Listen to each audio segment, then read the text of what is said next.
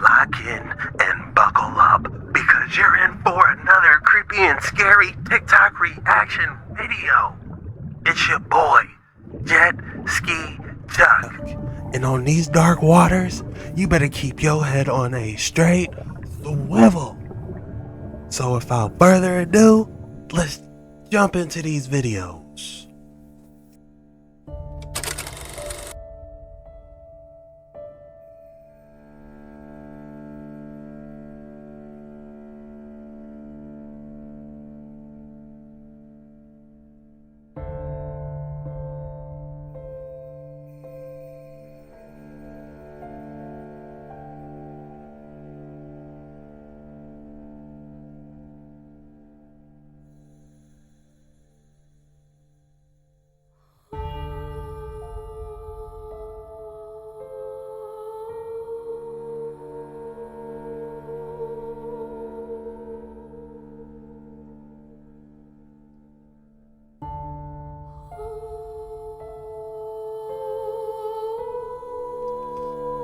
That looked like straight off the video game Halo. Did y'all see that? If that was 12 years ago, I wonder what they working on now.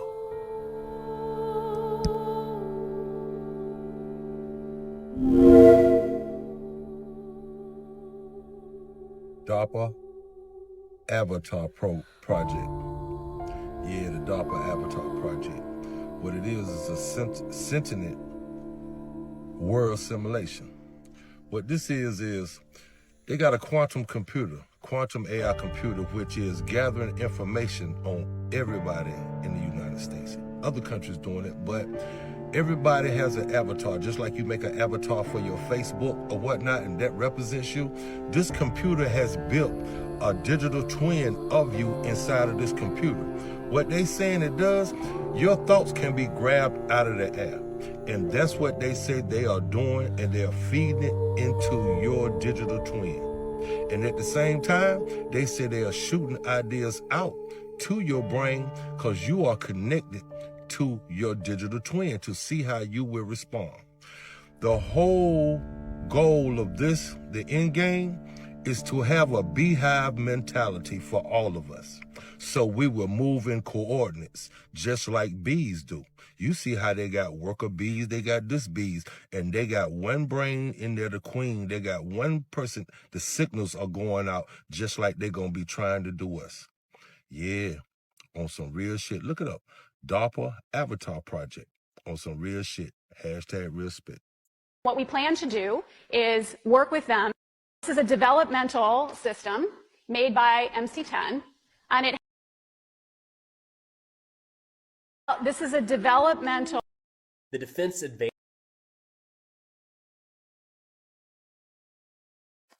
Avatar Project. I got that one written down. We got a juicy one today. We got a juicy one. Your guys' thoughts below. That Avatar Project had to stem from somewhere. Is it possible? Do we have the technology to transfer consciousness?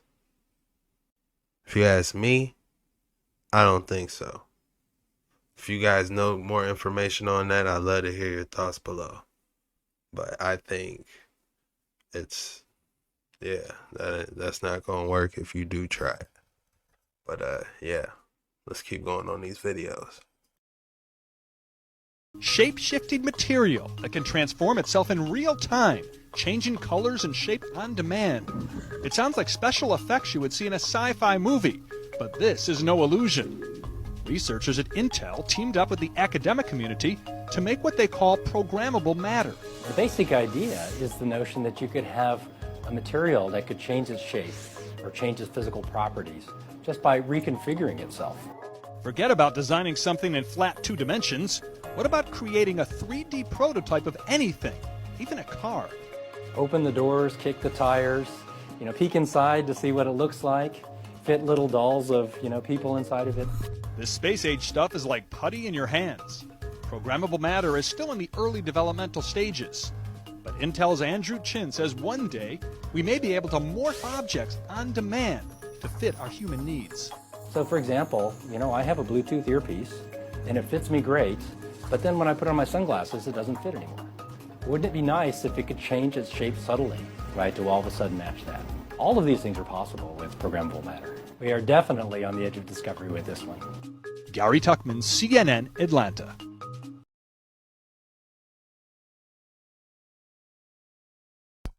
Programmable matter? What? You could just manifest. So say I got a pen. I could be like, I want a pen. How limited is the matter? What type of material is it? Do you get several different elements when you do the programmable matter, and how much of it? This is wild. Your thoughts below.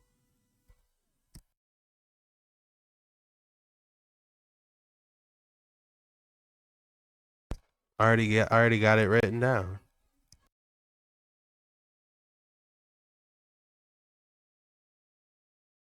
I have a question. What is not discussed? What does the media not discuss that you know is real? That you know is happening? That you know is crippling our economy and our society?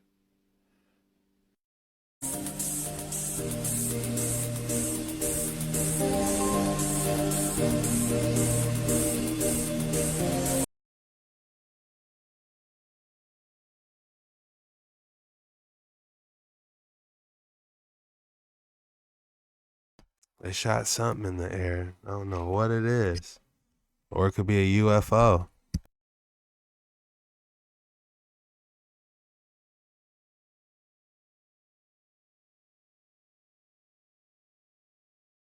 Telepathy, thoughts that are put into an individual's head without their consent. Synthetic telepathy, thoughts that are put into an individual's head without their consent. That's crazy, who would do that? Well, we can start with DARPA, IARPA, National Institute of Health, the CIA. This is a document from a fusion center released accidentally in a Freedom of Information Act. This is a book called Project Soulcatcher, written by a guy named Dr. Robert Duncan, who just happened to work for the CIA, DARPA, etc., etc. I mean, you ever heard of the BRAIN Initiative signed by President Obama? Check it out. You can look this up easily. So yeah, they've experimented with this technology on people that never gave their consent. Did I mention there's a US patent for this technology? And it's right here. First patented in 2003. Now you heard me mention the National Institute of Health. This right here is Christine Grady. She just happens to be the head of human experimentation for the National Institute of Health. Who happens to be married to Dr. Anthony Fauci. Imagine that coincidence. Dans ce coin discret de Virginie se cache une organisation responsable des plus importants.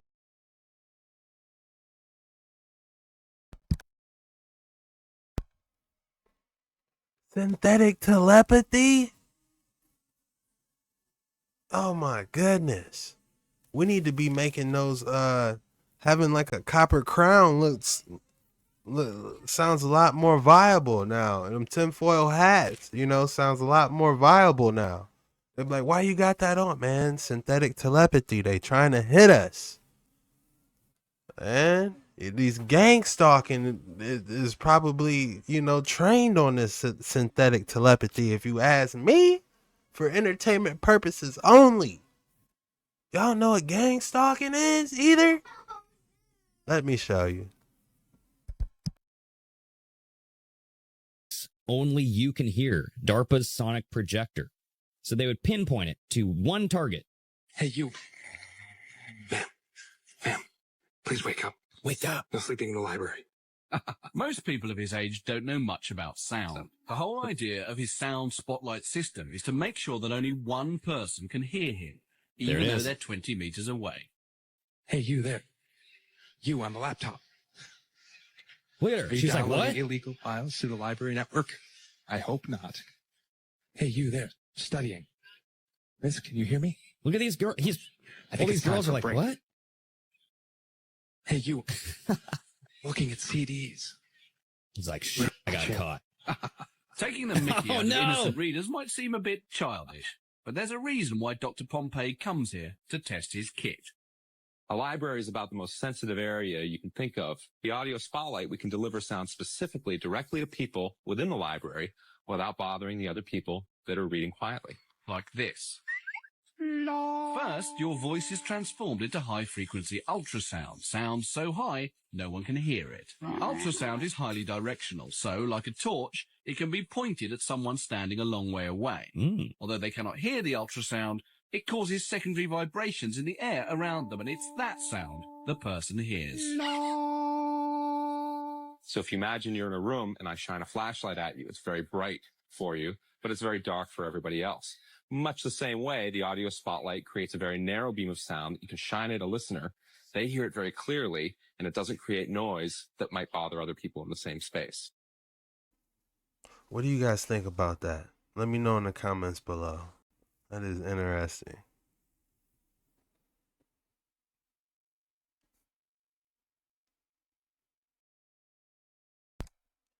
CRISPR, DARPA, DNA editing. What's really going on these dark waters? Guys, we're in for a journey. We're in for a voyage today. Oxygen levels. Set oxygen levels to voyage mode. Activate cruise control. Guys, we're in for a voyage on this one. You guys already know how we get down. You know the vibes. Lock in and buckle up. Let's go. Thing DARPA was putting together, a robot called the Aether robot. It's a robot that fuels itself on biological matter. You could say, no, we don't mean biological material in that way. We need plant matter and, dead rodents and what have you. But there's a robot that they designed that eats biological material as fuel. How this bullet can be bent midair is not what you think. Biological food. What are they eating?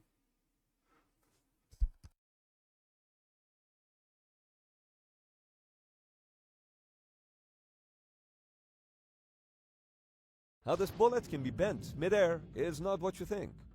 DARPA has developed a smart bullet that can be guided midair to hit its target. Named Extreme Accuracy Task Ordnance, the exact mechanism of manipulation is classified, but it involves some elements of aero actuation controls, sensors, and even power sources, allowing even novice shooters to ignore effects like the wind, rain, and other environmental factors, and therefore hit the targets on the move. But if Exacto is so accurate, why aren't soldiers using it? First, the system is limited to 50 caliber bullets, as the system is constrained by its size, limiting its usage to snipers who already use such rifles. And second, the estimated cost of one Exacto round is about $1,000, currently preventing it from mass production.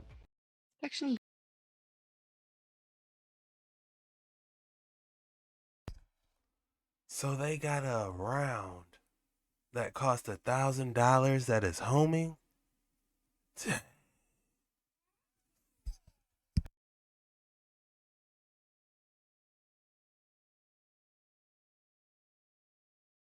DARPA. DARPA is the Defense Advanced Research Projects Agency. It's a division of the HHS, the U.S. government. DARPA has funded many wild projects. It'll make you believe in things you didn't think you believed in. We're going to talk about the DARPA-funded hydrogel sensor nanorobot technology.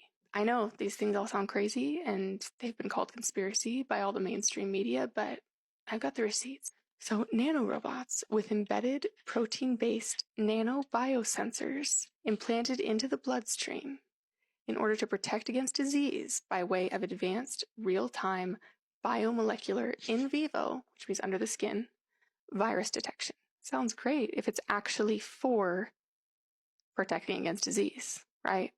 But that's the question that's up in the air, isn't it? And we should be able to ask that question. It uses electromagnetic radio waves to command and detect the nanorobots by way of distinct detectable biomarkers, i.e. enzymes. Is this a legitimate UFO? Circa 2009, DARPA releases video footage of their drones coupled with swarm technology, which was invented back in 1989. Now, when DARPA releases information about the tech they've been working on, it's because they are already a decade or more ahead of the general public. In 2020, a report was released about how many drones there would be in the skies in the year 2021, approximately 3.5 million. A cursory search of the internet will show you that literally thousands of balloons of various types, shapes, and sizes are launched every year. On YouTube, you will find private citizens in their garages developing ion-propelled UAVs and ion engines taking the shapes of cubes and tubes. You see wingless aircraft being developed by private organizations. You even have famous actor Terrence Howard funding his private project of an octagonal-shaped UAV called Lynchpin. Now, if all these people are doing this on their own, what progress do you think DARPA has made in 2023? This is a developmental system made by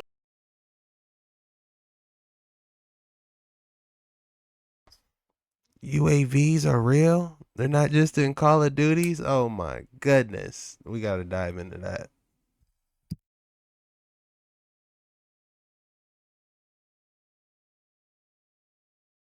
MC10, and it has an antenna and some sensors embedded in it. And what we plan to do is work with them to advance a tattoo that could be used for authentication.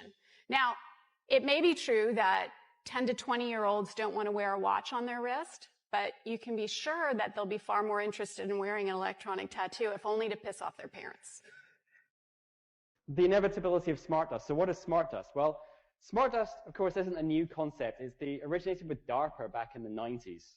And it's general purpose computing, sensors, wireless networking, all bundled up into millimeter scale sensor modes, drifting in the air currents, flecks of computing power settling on your skin, ingested, monitoring you inside and out.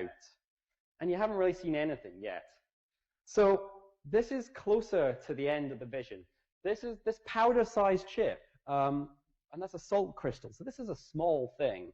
It's something called the Mu chip from Hitachi. It's the smallest commercially available RFID system in the world, and can be pulse-powered by radio waves. It doesn't require a battery. You can literally scatter this stuff like dust or embed it into a sheet of paper.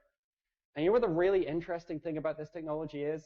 This was commercially released 10 years ago. We're still essentially at the banging the rocks together stage for this sort of stuff. And you haven't really seen anything yet.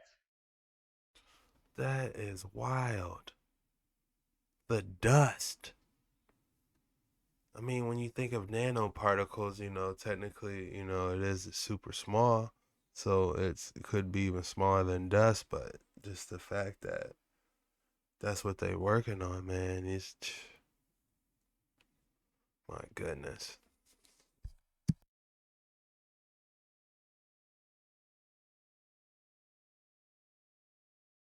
Advanced Research Projects Agency, or DARPA, is moving forward with the Liberty Lifter program. The Liberty Lifter is being called a flying boat with the capacity of a C-17, able to conduct seaborne strategic and tactical heavy lift, all while being able to take off and land in Sea State 4. Those are 8-foot waves. There's a long way to go before this enters production. They're just in the design phase right now, and there's two major designs they're looking at. The top and bottom picture here are from General Atomics Aeronautical Systems, and the one in the middle is from Aurora Flight Sciences. Spearheaded by the Pentagon's DARPA, this highly secretive military experiment aims to make soldiers essentially kill-proof. The project has its base in nature. It's based on the way various animals survive and thrive in intense conditions. The theory behind the experiments is that with some creative engineering, soldiers can become more like animals. Project Inner Armor essentially has two main goals. The first goal is to enable humans to act more like animals under extreme conditions, such as high altitudes, intense heat, and undersea. Project manager Michael Callahan has spoken out about a number of the project's outrageous ideas. He claims that soldiers can become more like sea lions by finding a way to redirect oxygen so that soldiers can breathe underwater. This is, of course, only one idea or direction that scientists could take. There are a lot of animals' traits that could be beneficial to soldiers, according to DARPA. The second goal of the project is to make soldiers invulnerable. Scientists involved in the project are studying radiation at chemical dump sites. Apparently, there are organisms in these dump sites that thrive despite toxic conditions.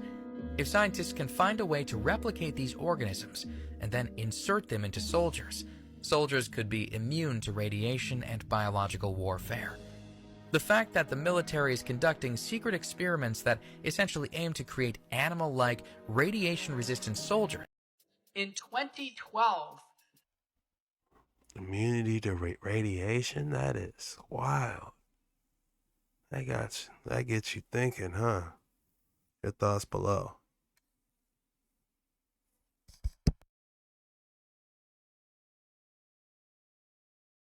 DARPA, which is the research division of the military, started a program. It's called the Adept Protect P3 program, Pandemic Prevention Platform. Look what they proposed.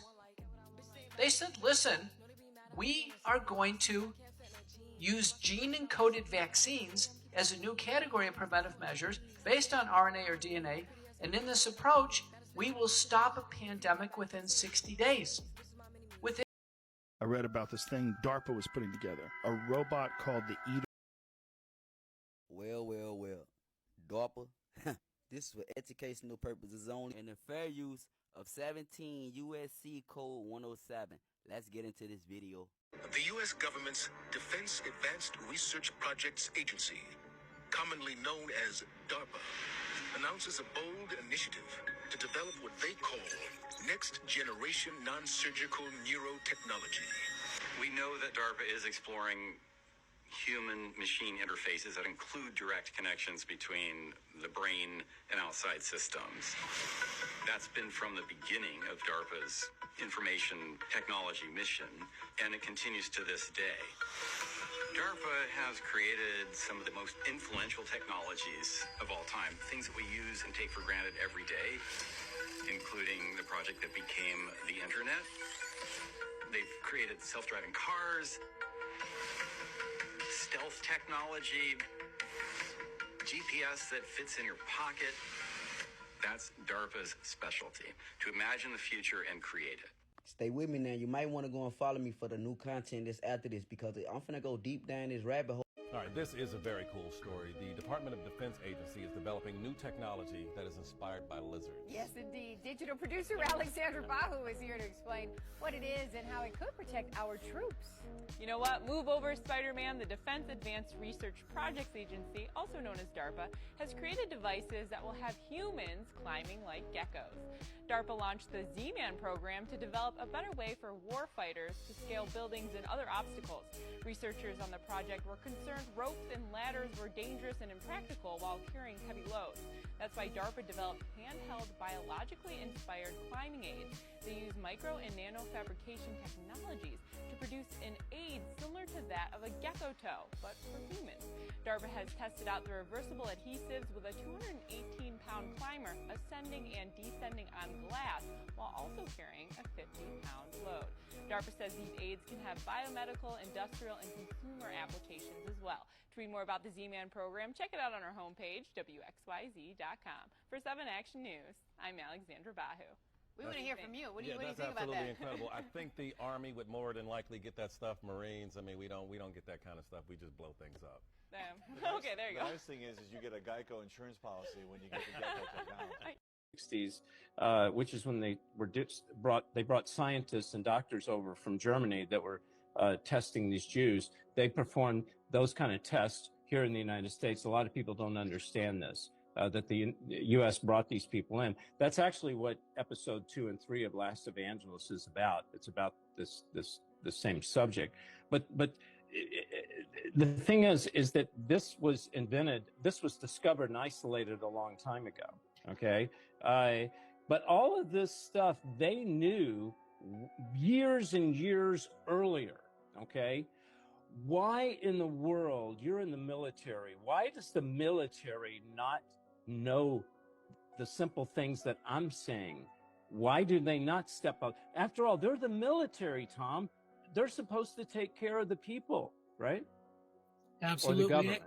Well, it's my belief that there were probably a lot of people in, or maybe not a lot, but there were people in DARPA, the Defense Department's, kind of research, top secret research branch, that probably did know about this, and others high within the military that did know about this, but have kept it quiet for reasons of secrecy. Because if you think about it, their job is to defend the United States of America, and there's kinetic weapons that you can develop. And then there's also biological warfare that can be done as well. So you have to prepare for offensive and defensive capabilities for biological warfare, even though you may not publicly be saying that you're doing it. All right, but isn't this biological warfare? Absolutely. Okay, and my question is, because you were in the military, is this military supposed to defend the people or the government? The military is supposed to defend the people, right? The whole purpose of a government is to defend the rights of us, the citizens, our God-given rights. Right. And they've done a poor job of it, haven't they? They've actually done the opposite. They've had us turn over a lot of our rights and give it up for a sense of false security. Yeah, absolutely. So anyway, you wouldn't take it, okay? And you had people that took it. Did you have anybody you knew personally that suffered consequences because they took the? I have some friends who have relatives, close relatives, brothers and parents who passed away. Yeah, I think it was intentional. That's my opinion, just from the small amount of research I did, but a lot of interviews I've done. I interviewed one prominent doctor when it first started. He had no idea what this was going to end up being. This was, I don't know, April or May of 2020. No, February 2020, maybe January. And I said, why is this happening in China? And he said, because there's a curse on China. So a year later, I call him and I say, what's the curse on America now? But what's going on now? He couldn't say much. So, okay, I want to open it up, Helva. Anything you want to tell us about Canada real quick before we get started? Anything new that we need to know about? Oh, yeah. Our government decided that homeopathic medicines and those kinds of things are soon to be legal to import into the country. Oh, you mean they're illegal as if like heroin is illegal? Homeopathic drugs are illegal? Yeah, anything homeopathic, I think they're going to start blocking the imports into the country. Of course they will. Of course they will, because, well, big pharma. So, all right, Helva, what do you think is to come? Do you think there's going to be another virus unleashed, another pandemic? If so, what's it look like? Do you have any thoughts on that? Even if it's conjecture, what do you feel on? It's going to be 3 times worse than what we had last time. They've already got the people conditioned to stay indoors, to wear masks, we're seeing people wear masks now, so it's going to be worse. Going to be worse, Betty says. Okay. I was shocked at how easily the American public complied with the mandates on the lockdowns and the 6-foot rule and the wearing the mask in the restaurant, but then being able to take it off at the table when you sat down. All these nonsensical things that they pushed on us, and people went along with it. It was just, that's what actually brought me back to the Lord, David. I had kind of strayed away for a while. When I saw this going on in 2020, all this confusion and chaos, I said, this has to be Satan at work. So I ran back to the Lord on my knees and begged for forgiveness for doubting him for the years I had fallen away. And said, boy, I need to get close to you right now, God, because I can see it happening. Yeah, absolutely. And Spencer, I want you to pull up, if you don't mind, a scripture on you can't serve 2 masters. You'll love one, hate the other. By now, everyone has heard of DARPA, Defense. I had to pull up that you can't serve that 2 scriptures on another video. We actually broke that down, and it says mammon. You can't serve mammon, not just 2 masters. They tell you exactly who it is.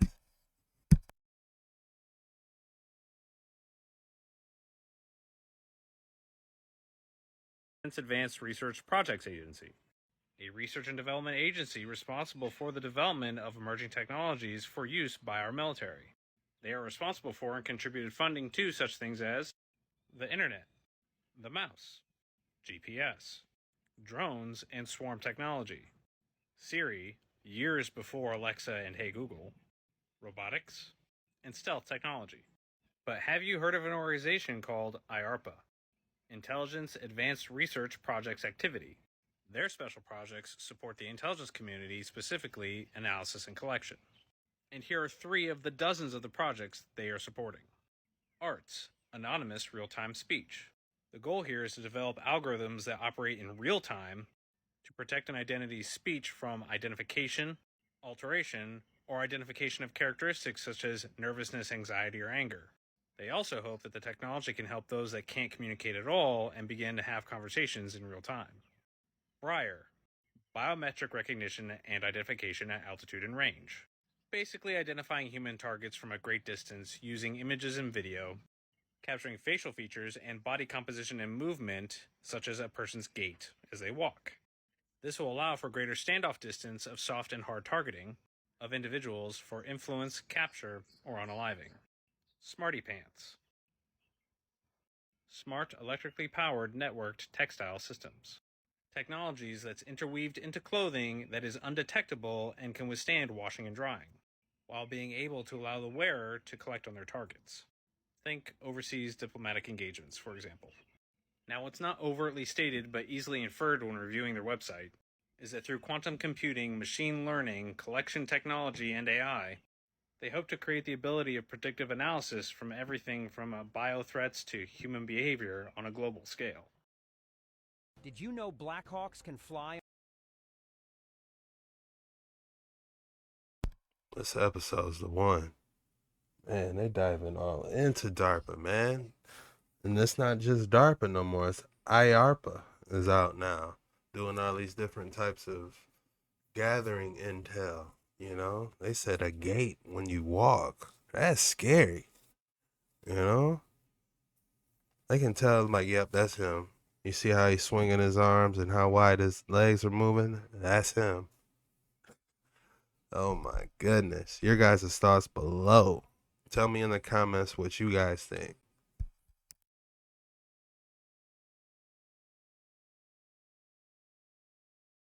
On their own, a pilotless Black Hawk helicopter completed a 30-minute autonomous flight near Fort Campbell, Kentucky on February 5th, 2022, as shown in a video by DARPA.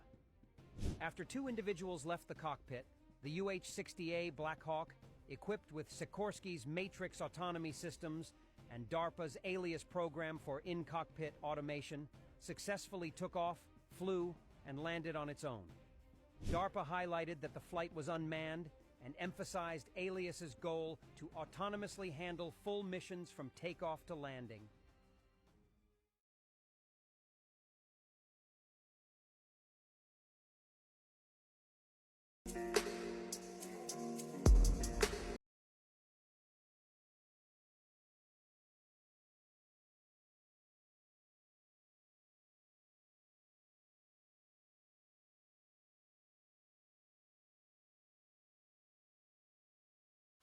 DARPA shut down the whole block for those robots. DARPA-funded researchers have spent decades investigating how the human mind can be altered. In 1965, DARPA launched Project Pandora, which studied the possibility of using microwave radiation to control human behavior. The project reportedly ended in 1969. But DARPA's investigation of how machines can affect and possibly control the brain continues to this day. There are explicit programs of DARPA to read and write to human brains, whether it's through direct implants within the brain or wearing some kind of cap. So these things are being worked on, and we know that. Well, we've seen this one. So what's the next step? Maybe the next step is we can send in electromagnetic frequency can lead to a myriad of these disease processes that essentially mimic, mirror, and cause the same processes. So we're finding this out more and more. I know personally, attending the Special Operations Medical Association conferences throughout the years as a soft doc, that DARPA was heavily involved and is heavily involved in these investigatory type this science. You know, we got briefings from them every year as to what they were trying to do. So now we have not just maniacs in the Pentagon, but a bunch of Dr. Strangeloves? Pretty weird stuff. But scientists have been experimenting with radio frequencies on animals' brains for decades. And the military has followed it all very closely. Back in the 60s, the Soviets began zapping the American embassy in Moscow with a low-frequency beam. One theory is that they were trying to mess with people's central nervous systems. And one report did say the diplomats got depressed a lot. And hey, just think of all the nifty applications against the enemy. Why blow people up when you can drive them crazy? From documents dating back into the early 80s, we see that the military had discussed the possibilities of mind control through radio frequency energy. The possibility is there. The military has studied it. A 1982 Air Force report called radio frequency energy a major new research initiative and said that RF can, quote, disrupt normal purposeful behavior. A 1987 military report called for more research on RF energy as a non-lethal weapon, while pointing out that most of the existing technology is classified. In 1993, there was a big conference at Johns Hopkins University. The entire conference was classified. The agenda wasn't, and weapons using extremely low radio frequencies, or ELFs, were listed as a very attractive option. Andrew Bacciago, a Seattle-based attorney, has been asserting since 2004 that he was part of a secret U.S. government initiative called Project Pegasus when he was a child. This project, overseen by the Defense Advanced Research Projects Agency, DARPA, focused on teleportation and time travel. Children were chosen for these experiments due to their adaptability to the strains of shifting between past, present, and future. Bacciago claims to have visited Ford's Theater multiple times on the night of President Abraham Lincoln's assassination and was photographed at Gettysburg in 1863. He alleges to have encountered 8 different time travel technologies during the project, most of which involved a teleporter based on technical papers supposedly found in Nikola Tesla's apartment after his death in 1943. The teleporter, according to Bacciago, consisted of 2 gray elliptical booms about 8 feet tall, separated by about 10 feet. Between them, a shimmering curtain of what Tesla called radiant energy was broadcast. This form of energy has the ability to bend time and space. Bacciago claims that each visit to the past was slightly different, suggesting that they were sent to slightly different alternative realities on adjacent timelines. He even encountered himself during 2 different visits. Alfred Webre, an exopolitics lawyer, supports Bacciago's claims. Bacciago even ran for president in 2016. He asserts that the CIA used the technology to shortlist potential presidents. However, whether Bacciago was truly part of a secret time travel project or if it's all a figment of his imagination remains uncertain. And people freaked out. They were like, you cannot put... That is insane. A time travel project? Man, that could be how the Mandela started popping off.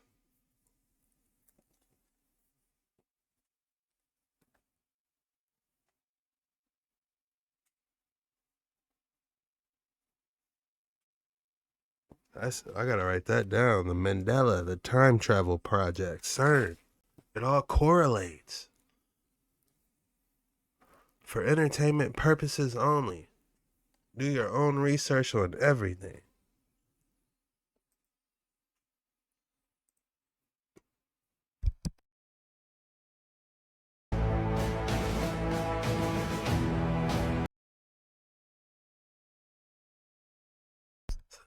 So now we got to worry about biohybrid animals.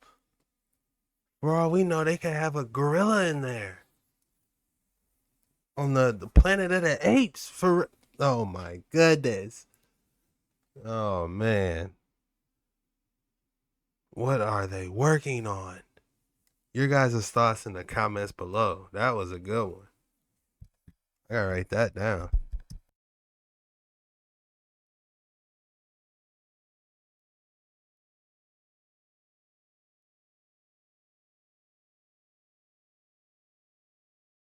Let's get back to it. Get you a drink, man. Lock in, buckle up. This is creepy and scary TikTok reaction videos for entertainment purposes only. Do your own research. Keep your head on a swivel. When I say that, that means keep that sword and shield and that discernment. Let's go. And you need foresight. You need that sword, that shield, discernment, and foresight nowadays. That's 4 things you gotta have off Jump Street.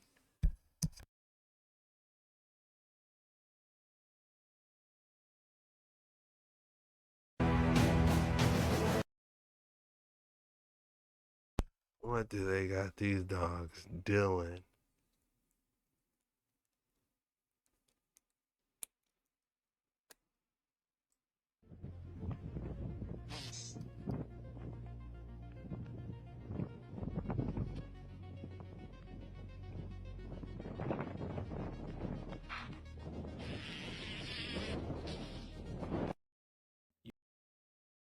What we plan to do.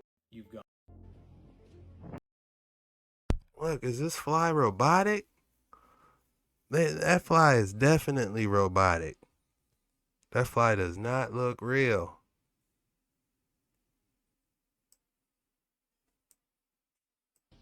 That was a drone. We cannot let you out. We cannot let you live. You know too much. All right, now we're going to go into the dark underbelly of DARPA, 1 through 22 of their weirdest research projects and their most horrifying weapons and projects as well. Number 10, robotic anonymous drone swarms meant to overwhelm the enemy. Number 11, robotic elephants meant to traverse jungle terrain. Number 12, a spaceship propelled by the explosions of nuclear bombs behind it, abandoned because they feared the radiation impacts on the Earth. Number 13, the 100-year spacecraft, meant to design a spacecraft for interstellar travel. Number 14, cyborg bugs, where they implant computer chips into bugs to control their movements. Number 15, cyborg plants, where they would control a whole forest of plants to detect any movements, radiation, and chemical weapons. Number 16, my personal favorite, the Hanfu bomb, which was a handheld grenade meant to create a detonation the size of a tactical nuclear weapon. Number 17, the Cognitive Technology Threat Warning System is a brain-computer interface designed to help soldiers on the battlefield. Number 18, a robot designed to consume and be powered by organic matter, often quoted as being able to be powered by human flesh. However, DARPA denied this, saying, quote, "We completely understand the public concern about futuristic robots feeding on the human population, but this is not our mission." Number 19, Zones That See, embedding a city that is hostile to track everything that moves. Number 20, the LifeLog project, quote, "The project's aim would have been to gather in a single place just about everything an individual says, sees, or does." Number 21, thought-controlled weapons, implementing computer chips into the human brain so that they control weapons and drones. Number 22, paranormal abilities. The US believed the Russians had more paranormal abilities, so they sought to make their own. This is basically just Stranger Things. That's it. That's my list of 1 to 22 of DARPA's abilities, from benign to horrifying. Now, just a note, this is all declassified material. They haven't released a bunch of their classified stuff, which I imagine is more horrifying and much more technologically advanced. So I hope you enjoyed and have a nice day. Dang, that was a juicy one. What about that hand nuke? That was crazy. Grenade that can be a nuke? That is wild. How would you get away from it? Out of all those, what really shocked you guys? Let me know in the comments below. Construido en secreto. DARPA created chemical warfare agents like Paraquat and Agent Orange to utilize during the Vietnam War against enemy combatants. But what if they were used against hippies too?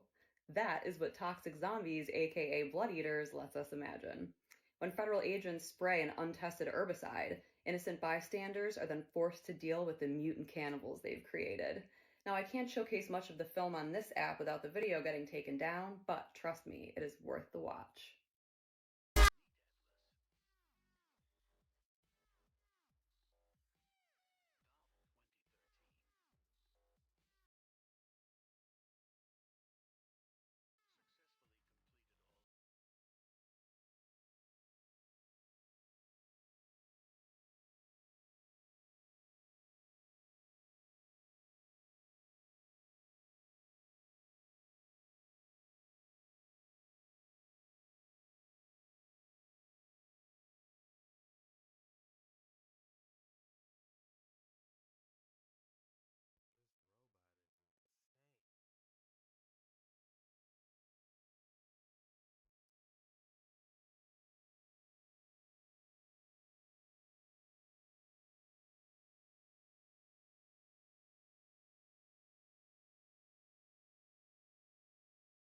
its stunningly ambitious effort to...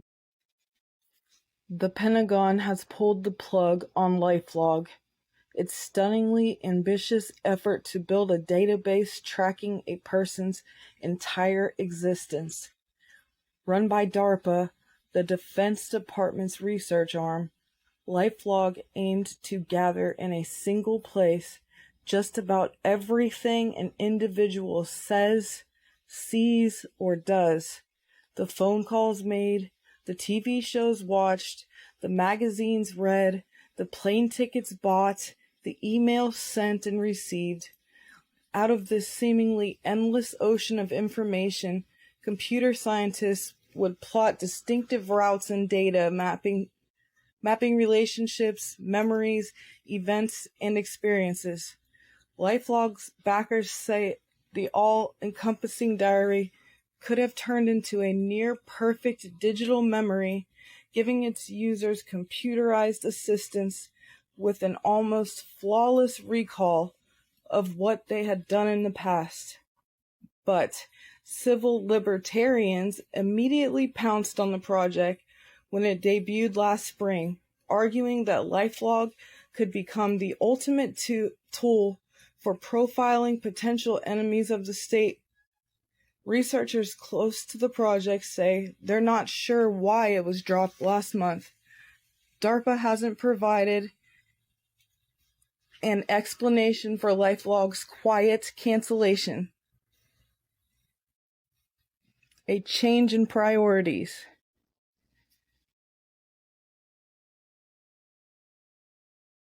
Crocs land right side up with secret DARPA technology. Prove me wrong. Go ahead, throw it again. Watch. One more time. Alright, go. That's fucking horseshit. I've had the Crocs my whole fucking life. Anti-roll capabilities, bro. I told you. Watch.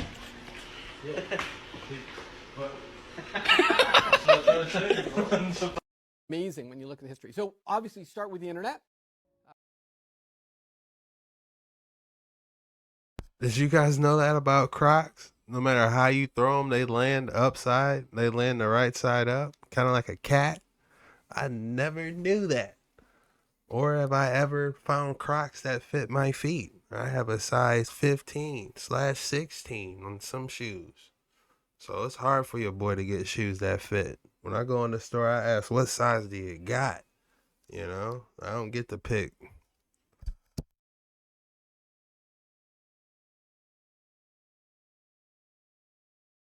That's a good thing. So DARPA invented the internet. Yes, absolutely true. Wow. Did DARPA invent GPS?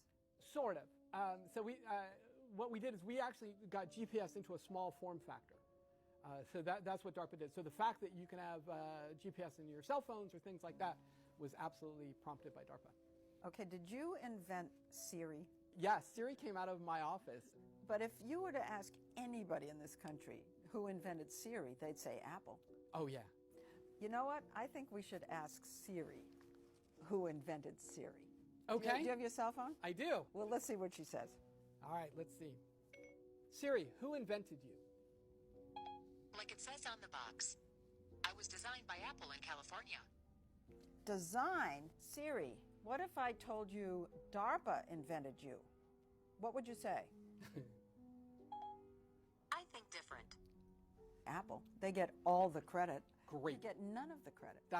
You know what? That's the best transition in the world. It is? That's okay with DARPA. Oh, yeah. Because Apple had a huge role in inventing Siri as well. It's not like I handed them a finished product. We handed them a bunch of technologies that were very useful, and it was their job to then take that... Well, not useful, essential. Yes, fair. Essential, but still, they put a huge amount of effort and research into it, and so together we make a product. He said it's almost like they're like, we want nothing to do with it. We don't even want y'all to know we exist. But here you go. Let's see what you do with it. You know, here we just want the technology. Man, I really wonder what they really working on. Huh. I mean, if you guys know something in the comments, drop it below. I'm interested to hear your guys' thoughts.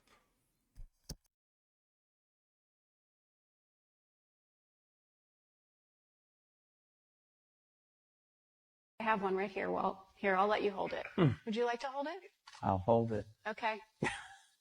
So this, You guys see it? this pill has a small chip inside of it with a switch. It also has what amounts to an inside-out potato battery. When you swallow it, the acids in your stomach serve as the electrolyte. That's what do it. And they power it up, and the switch goes on and off. And it creates an 18-bit ECG-like signal in your body, and essentially your entire body becomes your authentication token. Yes, this is true. Okay? Okay, but Okay, so wait. So it's really true. So what this means is that becomes my first superpower. I really want this superpower. It means that my arms are like wires, my hands are like alligator clips. When I touch my phone, my computer, my door, my car, I'm authenticated in. First superpower. Like, I want that. so we're not shipping that right away. Yeah, no. We're not shipping that right away. But it But sounds like... this is FDA cleared? So here's the thing. This is not science fiction. This pill was actually made by a company called Proteus, and they've developed it for medical applications. That pill has been CE stamped and cleared by the FDA. You can take 30 of those per day for the rest of your life. And then what happens? Does your heart beat change? Does your We can just tell that you've taken the pill. I mean, the medical application. Does Google now know everything I do and everywhere I go? Because let's face it, we like you guys, but you're from Google. Just give him some water and let him take that pill right now. Thanks. Maybe Dennis, let me ask you, does Larry make you take one of these? It's optional. So we actually have demoed this working and authenticating a phone. Made by MC10, and it has an antenna and some sensors embedded in it. And what we plan to do is work with them to advance a tattoo that could be used for authentication. Now, it may be true that 10 to 20-year-olds don't want to wear a watch on their wrist, but you can be sure that they'll be far more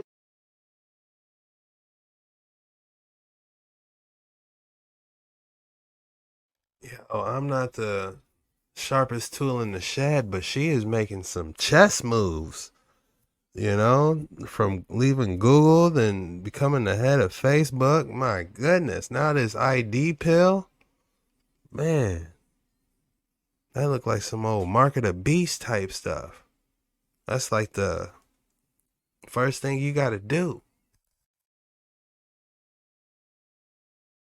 Research Projects Agency is a research and development agency of the United States Department of Defense and is responsible for the development of emerging technologies for use by the military. DARPA had a program called LifeLog, and its goal was exactly that, to log one's entire life. LifeLog aimed to compile a massive electronic database of every activity and relationship a person engages in. This was to include credit card purchases, websites visited, the content of telephone calls and emails sent and received, faxes, postal mail sent and received, instant messages sent and received, books and magazines read, television viewing habits and radio selections, physical locations recorded by wearable GPS sensors, and even biomedical data captured through wearable sensors.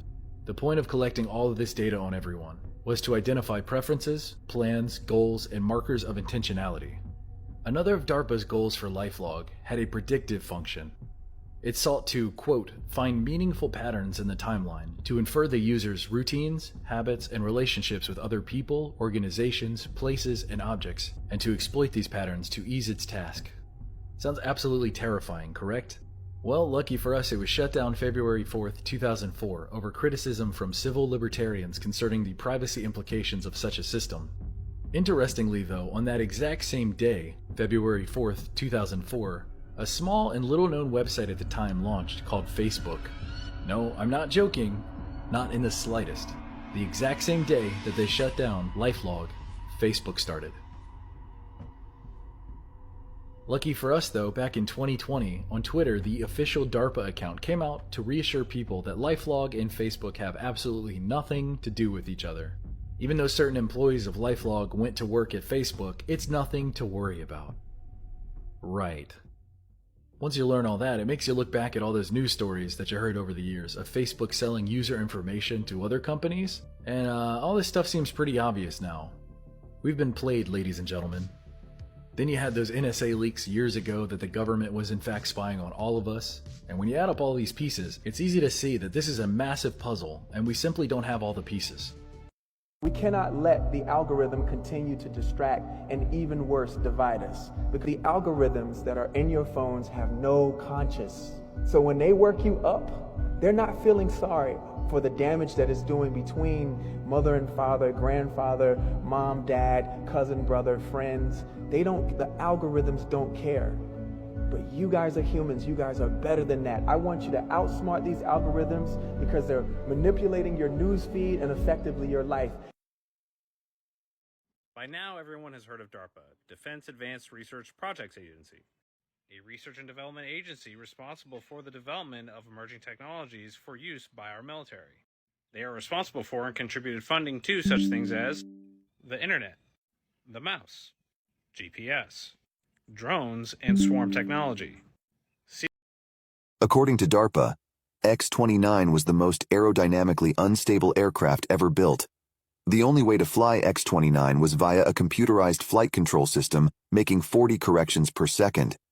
It was estimated that if the system failed, the aircraft would disintegrate mid-air before the pilot could safely eject.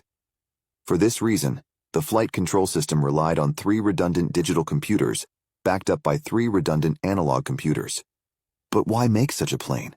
It was predicted that this design would have extreme maneuverability, but Air Force tests did not confirm this.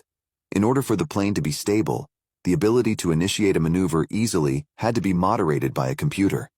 Eventually, the project was canceled as Pentagon decided to pursue stealth aircraft. Given its unique shape, if you were to name this aircraft, what would it be? These pylons and many different things, and it was the Aether that powered everything. And one day, the controllers of this world decided to take it away. They reset the population. It was in every country. Just keep watching these photos, and you'll see that everything was conductive. Everything had a way to tap into this energy, whether it be the obelisks, or the towers, or the cathedrals. Everything you look at, it interacted with the nature of the earth, the energy of the earth. And it was a beautiful, these pylons and many different things, and it was the Aether that powered everything. And one day, the controllers of this world decided to take it away. They reset the population. It was in every country. Just keep watching these photos, and you'll see that everything was conductive. Everything had a way to tap into this energy, whether it be the obelisks, or the towers, or the cathedrals. Everything you look at, it interacted with the nature of the earth, the energy of the earth. It was a beautiful, these pylons. All right. Look what it says though for the video. It says met their demise through energy harnessing / Wi-Fi parasites. Use this method to implant an electromagnetic virus which fried the people. The Tartarians were genocide. Dang. Is that what happened to all of them? These parasites they speak of? We gotta write this down, because we gotta look into it and see what's going on.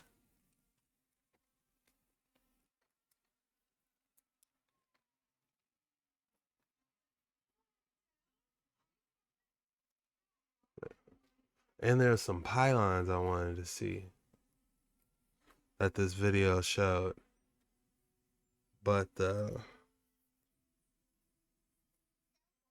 Tartarians with a parasite.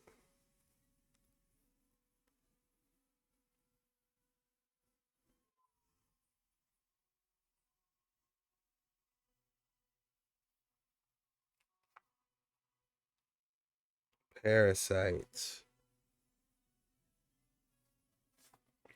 Electromagnetic virus.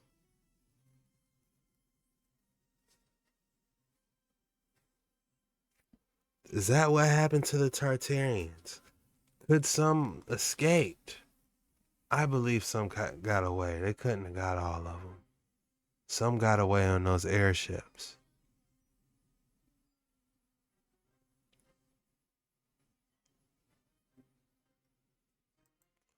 But yeah, look at these pylons here. Like, look at these right here. Tell me they weren't conducting electricity. These Tartarians had the technology. Back when we go back to the mercury rectifiers, you know? Oh, y'all don't know what the mercury rectifier is and the Tartarians? Oh man, y'all gotta dig deep with this and check it out. You know, there's so much the Tartarians did as far as technology wise. But we just don't know, honestly, because it's been buried, you know, through the mud flood and all that.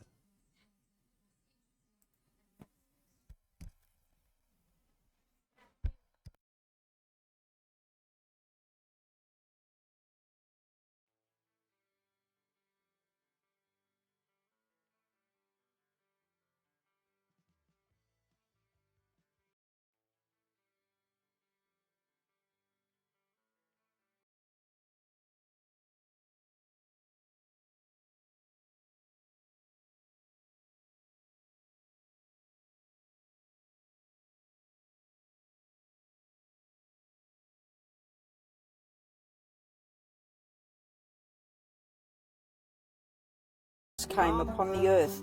They were commanded not to harm the grass of the earth, or any green thing, or any tree, but only men. And they were not given authority.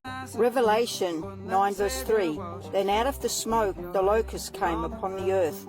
They were commanded not to harm the grass of the earth, or any green thing, or any tree, but only men. And they were not given authority to kill them, but to torment them for 5 months. Their torment like the torment of a scorpion when it strikes a man. And in those days men will seek death, and it will not find them. They will desire to die, but death will be fleeting. These locusts are man-made. Dang, they did kind of connect the dots on Revelation with the cybernetic mosquitoes. That's interesting. They've already took a monkey and transferred its consciousness into a computer. That was done in 2010. In 2000, I think 16 or 17, it was to transfer human consciousness into a robot, which that's been done. In America, we have DARPA. They have the Avatar project. Look that up, the Avatar project. I wrote about it in my book, where they transfer a soldier's consciousness into a field robot. And then the only thing that gets damaged if the robot blows up, the symbiotic link is disconnected through consciousness, but the soldier's obviously not going to die.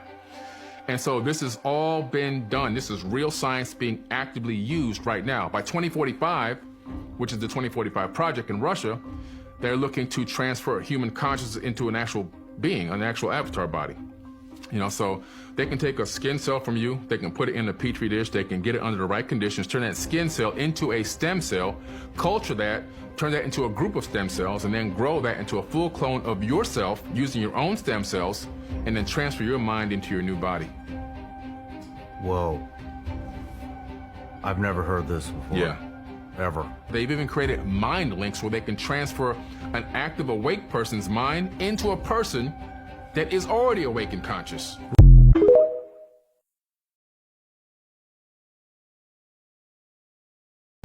I gotta see some type of research papers. I gotta see some type of definitive proof on the transferring consciousness. They might make a AI good guess of what you are, but your actual consciousness being transferred, like what they say on the about Thoth and how he was able to, you know, do that. That's how he was around for so long. I don't know, man. This is extremely interesting. Your guys' thoughts below.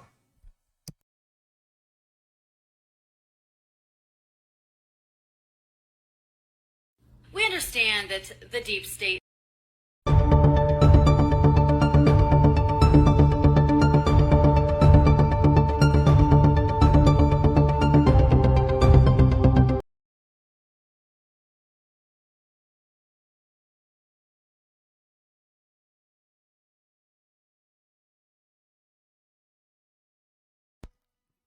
Nah, there was something that y'all see this?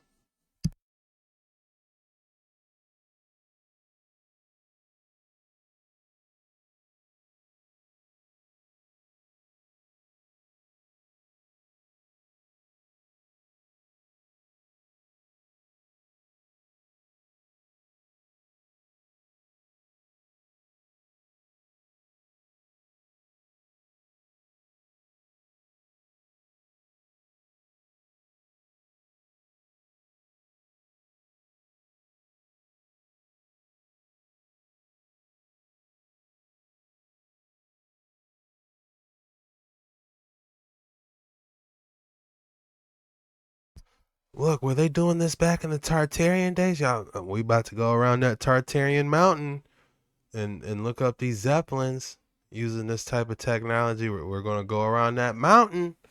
That's what it's looking like, y'all. Ancient technology time. We done saw the future technology. Now we're gonna make a turn to that ancient. Because there's nothing new under the sun. Say it with me. There's nothing new under the sun. They've been doing this. This ain't new.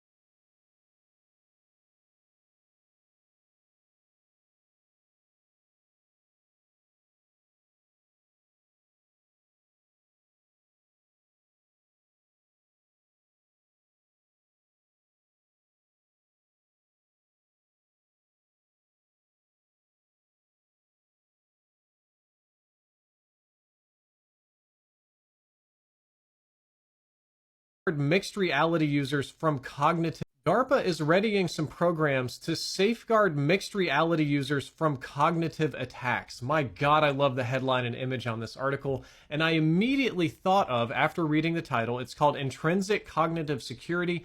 I thought about Inception, how they try to like get into this guy's head, and he's paid for it because he's a rich corporate guy, and he's got security already in there, which is why it turns into an action movie. And I thought it was some sort of psychological prepping a program, but rather they started talking about in the future of warfare, hackers or malactors could affect mixed reality drone operators and anybody using the internet. They could increase equipment latency and induce physical illness. They could plant real-world objects to overwhelm displays.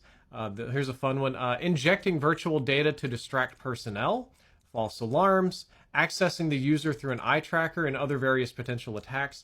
So DARPA is coming up with a program for input protection, data protection, output protection, user interaction protection, such as sensory and display interfaces and all that, so you can't give people seizures, and then device level protection itself, because apparently the US government is very worried that somebody is going to hack into the headsets of our drone operators and do very interesting things. Folks, one of the most advanced scientific agencies in the world is what they call DARPA. And they've done everything from come up with the internet to global positioning and a whole range of things. For some time now, I've been pushing that we have a similar thing in the health area, that we call it ARPA-H instead of DARPA. That's where it kicked off today. My colleagues in the House and Senate agreed to fund it for $1 billion. It has the ability to make enormous breakthroughs, focusing on cancer, focusing on obesity, focusing on diabetes, a whole range of diseases that if we put the resources of the federal government and the scientific genius we have behind it, we're going to make significant breakthroughs. There's so much we can do.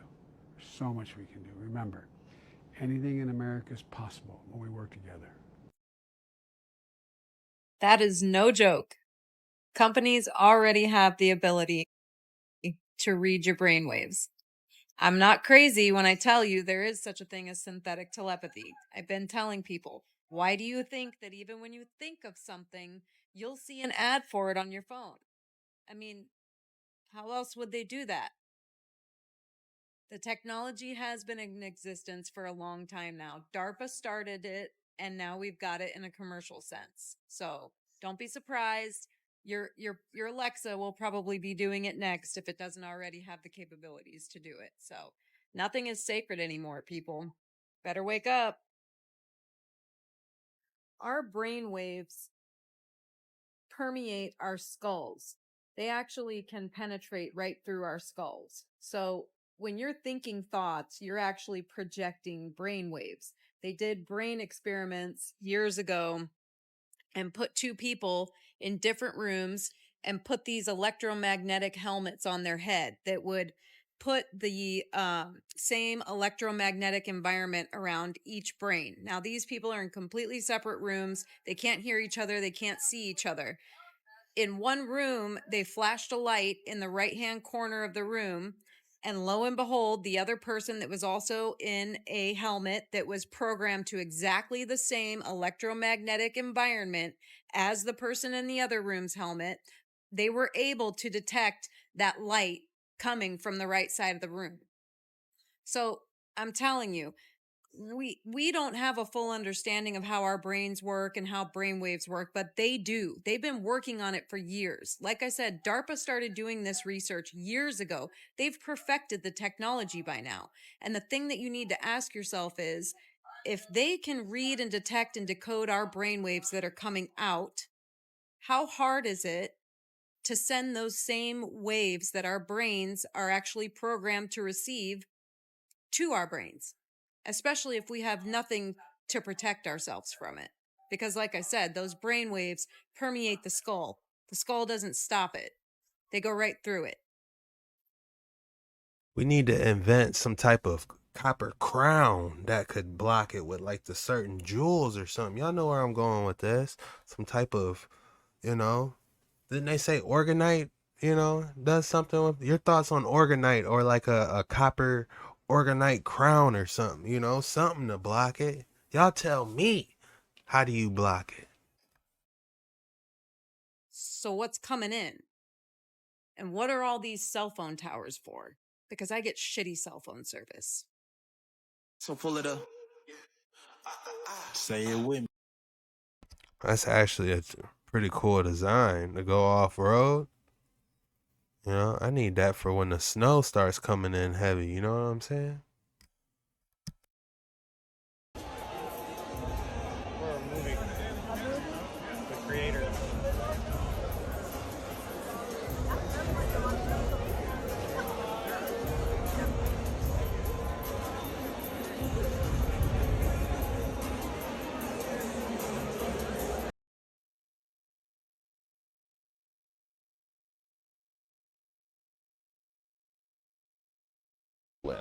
Over the last few decades. You've got the internet, GPS starting in 1959, virtual reality, satellites, stealth aircraft, UAVs, unmanned aerial vehicles, night vision, precision guidance, smartphones, even Siri. I mean, the list goes on and on.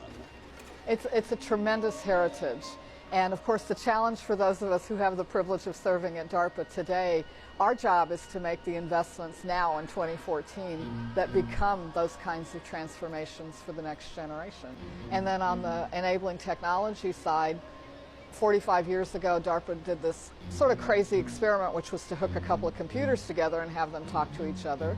That was the beginning of the ARPANET, which became the internet today. So Al Gore, eat your heart out, DARPA invented the internet. So, Al Gore did a lot to make it the real internet that we've got today, but DARPA planted the very first seeds for that. Yeah.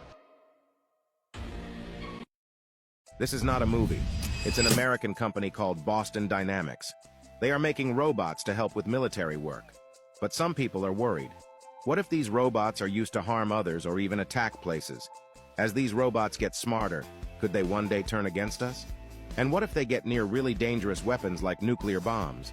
Is training robots like this a good idea or a step towards big trouble? What do you think? I think we want the light of consciousness to not be extinguished if something were to happen to Earth. But for us humans, we actually have the power to destroy ourselves with nuclear weapons, or some sort of, crazy bioterrorism thing.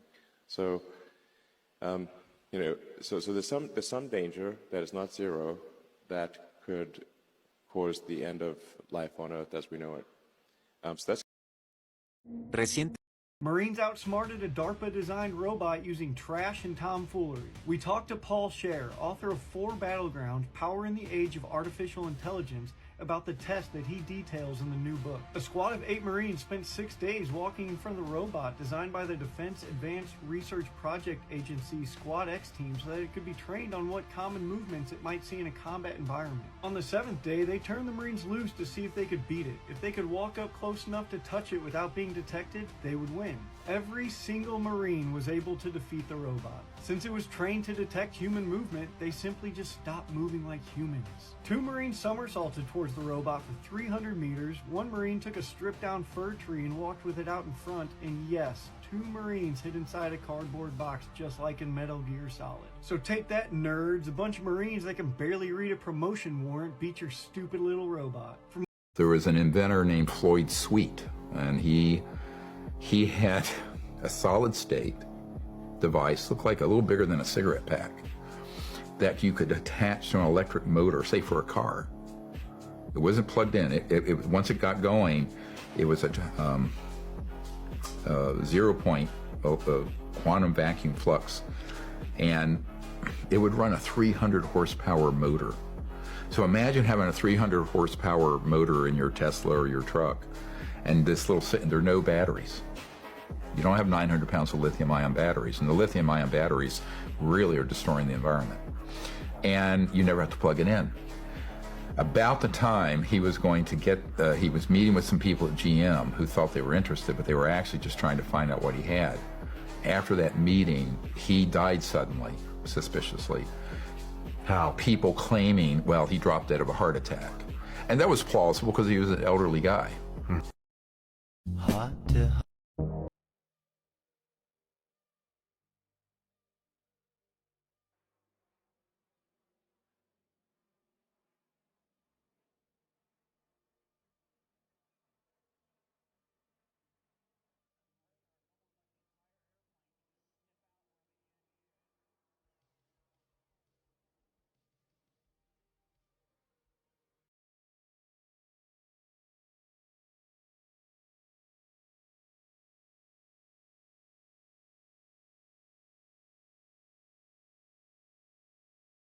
Back in 1958, right after the USSR sent the first. Sitting in this nondescript building in Virginia is an organization that is responsible for many of the biggest technological breakthroughs we've seen in the past 60 years. This organization is called DARPA, and it was created by President Eisenhower back in 1958, right after the USSR sent the first satellite into space. And it operates with the goal of keeping technological superiority in the hands of the United States. The reason I'm telling you this is because many of the programs DARPA research eventually make their way to the commercial sector. ARPANET, which is basically the foundation of the modern internet, computer mouse, GPS, Siri, most military drones, and even those vacuum robots can be traced back to DARPA. And that's why whenever I see a new contract announcement or award for DARPA, I read every word. Last month, they announced a contract opportunity for a program called Power, which aims to transmit wireless electricity as seen here. In practice, this would be able to get electricity anywhere on Earth for as long as needed without the need for liquid fuel. They also just announced NGMM, a program that will allow for manufacturing of computer chips in one facility instead of the multiple stretched across the world to reduce supply chain disruption. Finally, there's Gambit, a program to develop a rotating detonation engine that isn't only potentially more powerful than a conventional jet engine, efficient, but more efficient as well. Companies that win these contracts don't only get a massive paycheck from the government, but also the potential first suppliers in the commercial world, making them possible investment opportunities. So to keep an eye on information like this, check out Quiver Quant and click on government contracts. And as always, thanks for watching.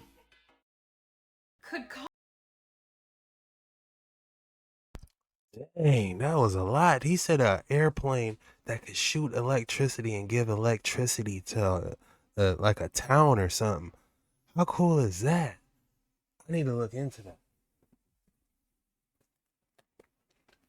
That's basically Tesla's wireless electricity, but being shot out of a plane, giving energy to a town. Did y'all hear that? Wireless electricity being shot out of a plane.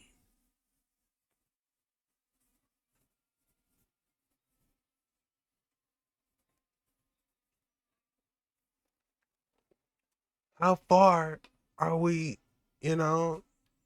this is, how far is civilization getting? This is just, I'm lost for words here.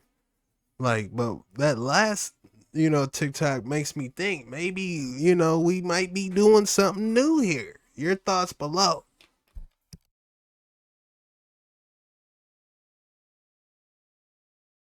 You might have heard stories from the past about these knights, but I bet you've never seen weapons like this. Did you know that knights was using weapons that could generate and shoot out electricity? Oh my days. I want you to take a good look at the handle of this sword. Coils generate vortexes. Vortexes create an electromagnetic field. Magnetic field conducts currents in and out lines of force in a torus circuit. It is said, when parrying with a flame-barred sword, unpleasant vibrations can transfer into the attacker's blade. These vibrations cause the blade to slow contact with each other because additional friction is encountered with each wave. X-rays of a Bronze Age sword grip's intricate designs indicate some sort of tech. The question is, why? This is a modern day example of that same weapon in use. They was able to convert natural atmospheric energy into electricity, and underneath their armor they will be wearing special protective grounding suits to prevent them from electrocuting themselves. Trust me, brother, the truth is stranger than fiction.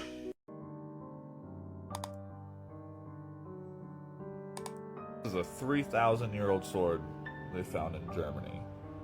And in my opinion, if you see this little bottom piece, it could be used as something else, because there's no damage on the blade. There's no damage here. So either it was a ceremonial sword or it was used for something else. And if you look at it, it is a beautiful, beautiful piece of metal. Like, whoever made this did an amazing job. It's strong as hell and there's no erosion. For 3,000 years it's been in the ground, in this wet fucking ground, and there's nothing wrong with it, like, at all. It's wild. But this next part is might throw a little bit of the people watching this video off, but just wait. Watch the next image. This is what I think that sword was used for. Like, this is real. Like, they figured out a way back in the day to harness the atmospheric energy and turn it into electricity for sword fighting like this. That's where, like, a lot of the history of, like, wizards come from and stuff like that, is sword fighters throwing electricity with their sword. They wore this chainmail to kind of have, like, a protective energetic layer over their body, like creating a field pretty much, and then they figured out a way to blast it all at once out of the tip of the sword. So, like, it would take a little bit to charge, and then they figured out a way to blast it. And that's just wild. Wait. That's where this part comes in. This little knob on the bottom. It has a shield for your hand, and then something either down the sleeve or a wire or something that's connected to this. It could also be a connection of the contraption that harnesses the electrical power in the atmosphere. So, something plugs into this that has the capability of harnessing and storing the etheric energy all around us. And they were able to figure out a way to blast it through the sword at their opponent. Because most of the time their opponent's going to be wearing metal. So like even if it doesn't shock them, they're still going to feel the energy blast from the electricity hitting them. And if they get lucky enough to hit skin because they're on the ground and most of their shoes are mostly metal, like they'll be grounded, that electricity is going to go through them and hurt a lot. What were they truly? Just a symbol? Simple bundle of rods? Or much like the Vajra, another electrified weapon of our very hidden electrified past? History tells us they're nothing more than just a bundle of rods with an axe sticking in it to symbolize power. Or is that merely the symbol it's hijacked as today? We've already seen plenty of electrified swords and Faraday cage knight armor on this channel. Perhaps there was something much more powerful at work here, and now it's just a symbol of the inheritors, sitting on a throne of stolen history. My apologies about the echo. It goes away after a while. Hold on. What is that? With the cage in it? What is this?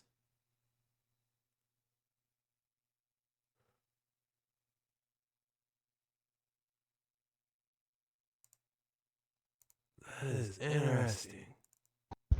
The Fasces. What were they? Bro, look at this.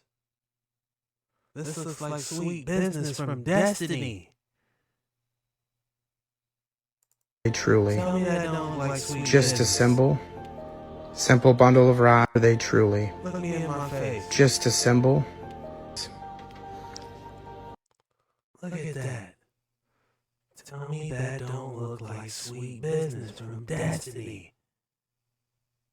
How did they know this? Whoops, I hope I didn't have an echo this whole time. But how did they know this?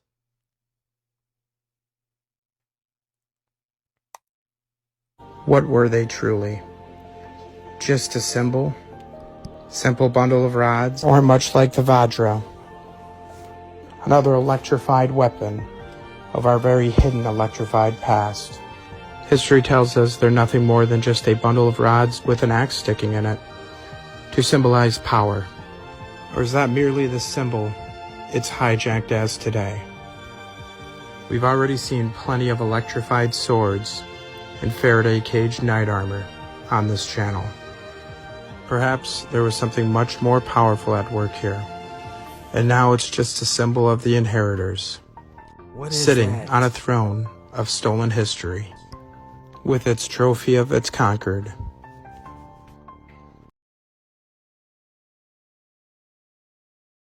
Question everything, friends. Until next time. This was definitely, they're not definitely telling us something about this.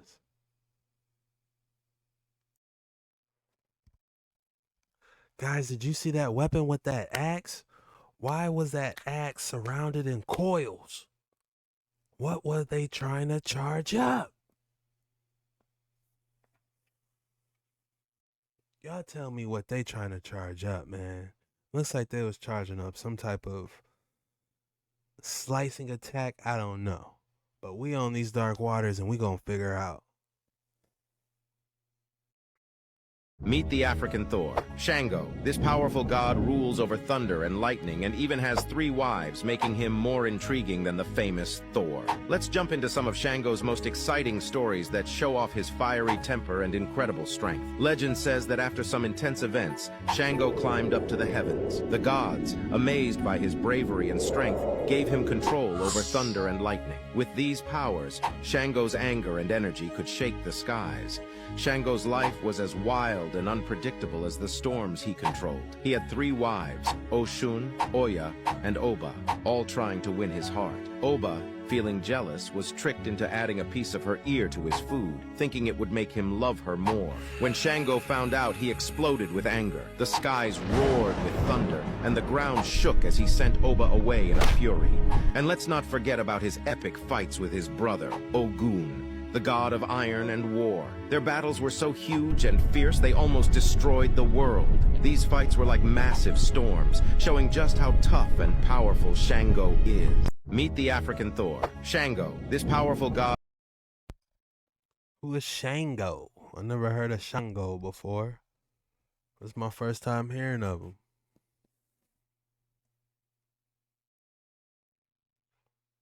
Now, I know y'all heard of Thor, the Norse god of thunder. But have you heard of Shango, the African god of thunder and fire? Double whammy. Funnily enough, his weapon of choice is a one-handed, double-sided axe, and he's featured in both DC and Marvel comics, as well as some African indie comics as well. Highly recommend you Google them. They're usually pretty free and easy to buy, if not free. But anyways, he's in religions all across West Africa. He originated from the Yoruban people, and because of, a little event that happened 400 years ago, his tales and his religion has spread from not only Africa, but also Cuba, Haiti, Trinidad, and even Brazil. Shout out to him. Oh, and make sure you follow the boy. Now, I know If I asked you who the god of thunder was, most of you would say this guy, Thor, from the Marvel Universe and from Norse mythology. Most people will never mention Shango, one of the Orishas of the Yoruba tribe and African spirituality. He is regarded as one of the most powerful gods around the world. Shango, the god of thunder and lightning and fire, was once a powerful king who brought prosperity to the land.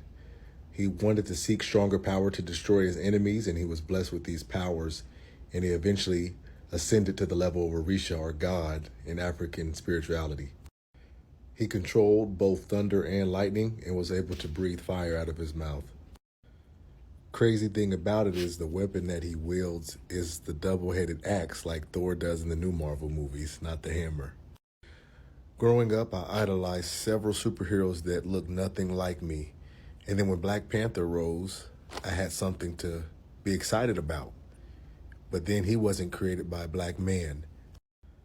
This is not a knock on Thor or any other gods or superheroes of other cultures or ethnic identities. This is just to show black people that we do have our own superheroes that are real with real stories. If I asked you who the That's my first time hearing about Shango. I never knew he existed.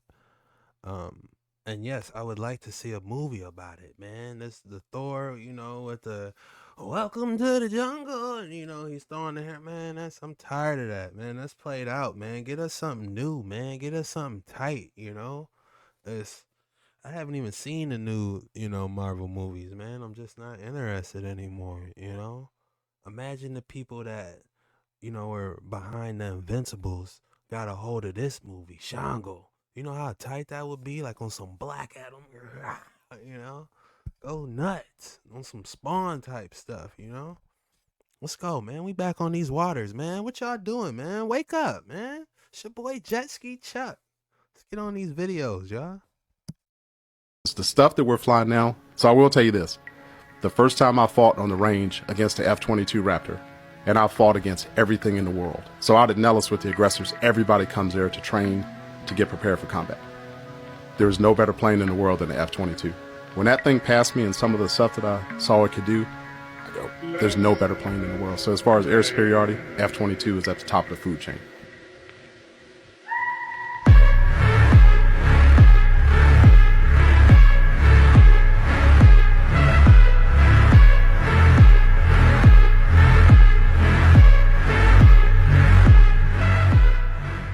The stuff.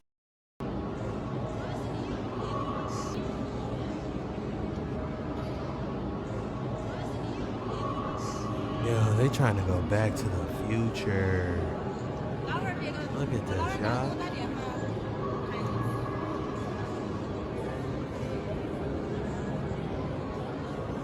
Can anyone confirm this is real?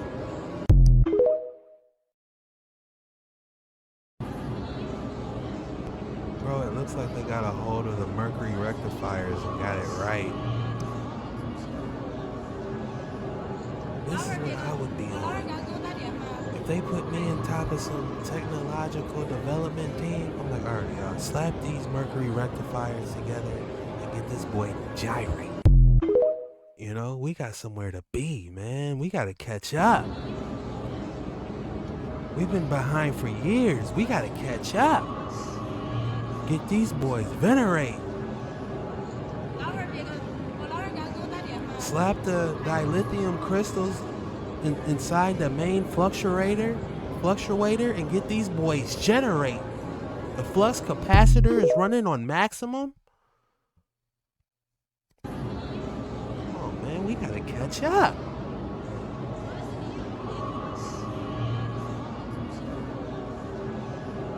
You're gonna put some man in your kids. I know, he's afraid of his own shadow.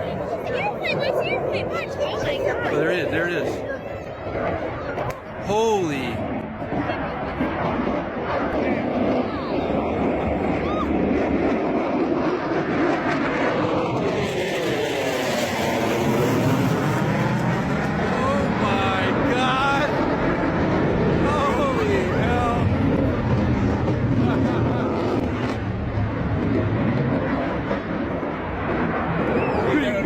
I got it all, yeah. Here it comes.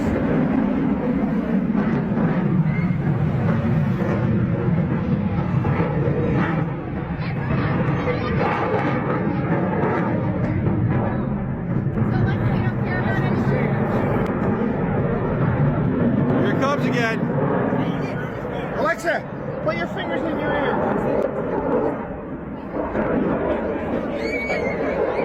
Alexa, putting fingers in ears. Uh-oh. Sonic boom. You would hear sonic boom.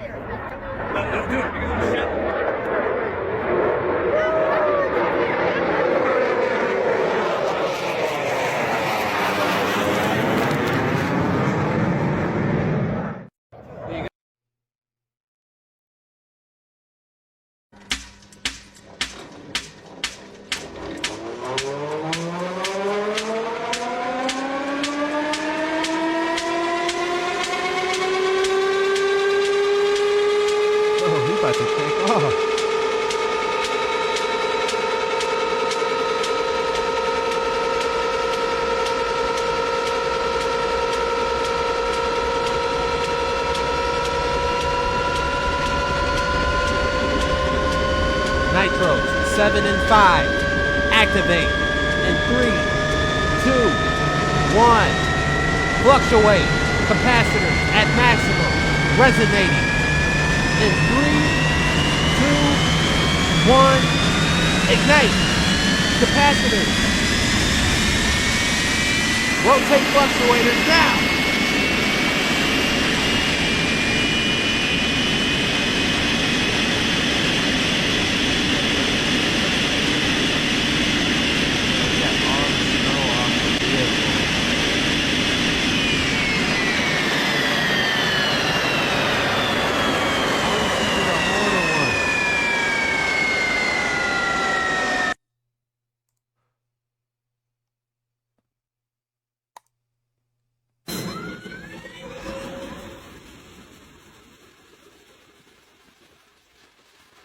Activating flux capacitors.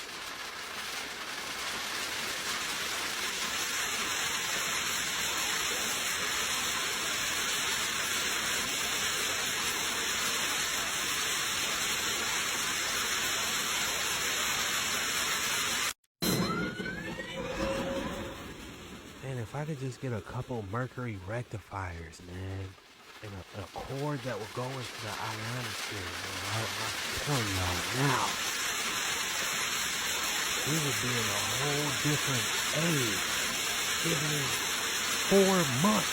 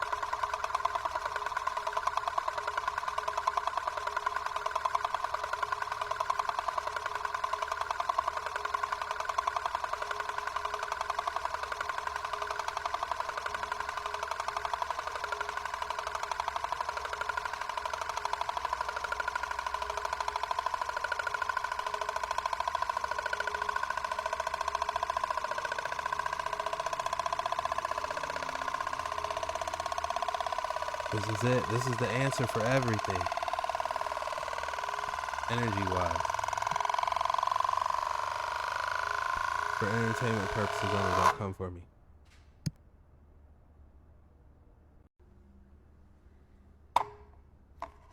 If you smack two heavy metal balls together, the energy of their collision will be focused at such a small point enough heat can be produced to literally burn a hole through paper. Try this at home. It smells like smoke. That didn't happen because I'm so strong, even though I am. Yeah, I just took a bird, took a odyssey. Whoa, I just left the earth, then as high as you. Hold on. If you smack two heavy metal balls together, the energy of their collision will be focused at such a small point enough heat can be produced to literally burn a hole through paper. Try this at home. It smells like smoke. That didn't happen because I'm so strong, even though I am. Yeah, I just took a bird, took a odyssey. Whoa, I just left the earth, then as high as you. Hold on. If you smack two heavy metal balls together, the energy of their I see that. What is that? A planet Nibiru? What is that?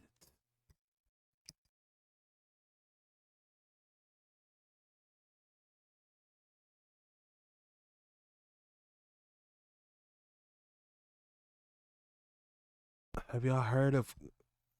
I think I heard about that on Dragon Ball Z. Planet Nibiru. Have y'all heard about this before?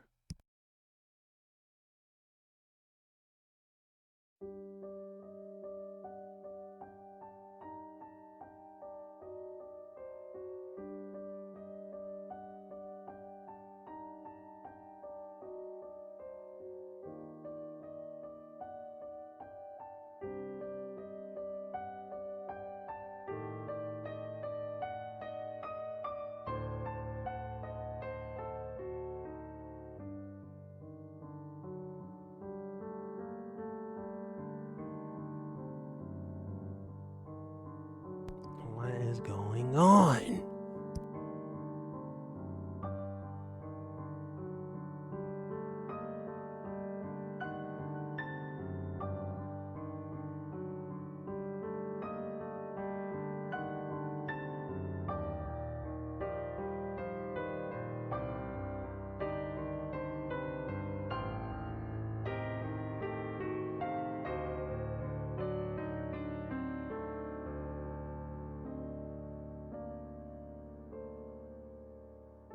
What is that, y'all?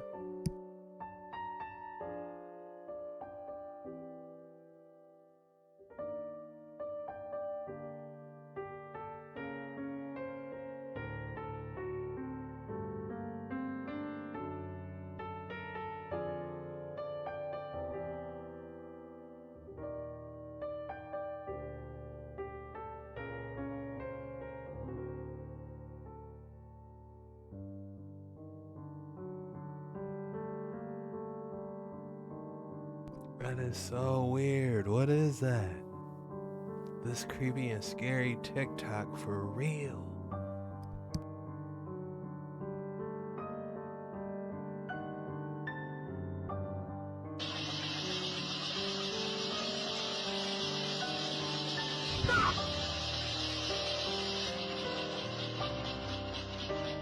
Is this real? There's no way a Aurealis Borealis, whatever it's called, popped up in the middle of that. If that's true, we definitely need this in our new flux reactor that's about to pop off.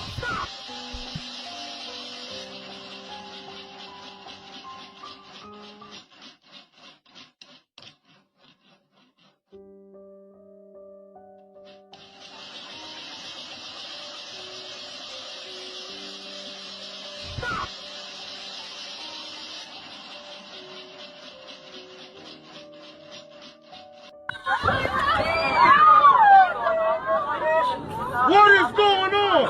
Please double check your seatbelt. Make sure everybody has their seatbelt securely fastened. Put this thing on the ground.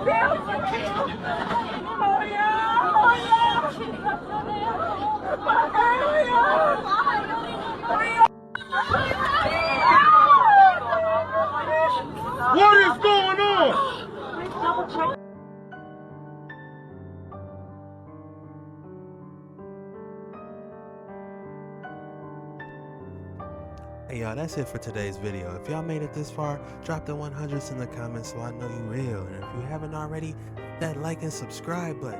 It's your boy Jet Ski Chuck. We on these waters daily. I try to be anyway. I'm gonna try to get a couple lives in for y'all too, man. So we can check in with y'all. We can see how everyone's doing, man, and just hang out, man. Talk with some like-minded people. But as always, man, I'll catch y'all on the next one. Peace and love. God bless y'all. All praises to the Most High. Peace.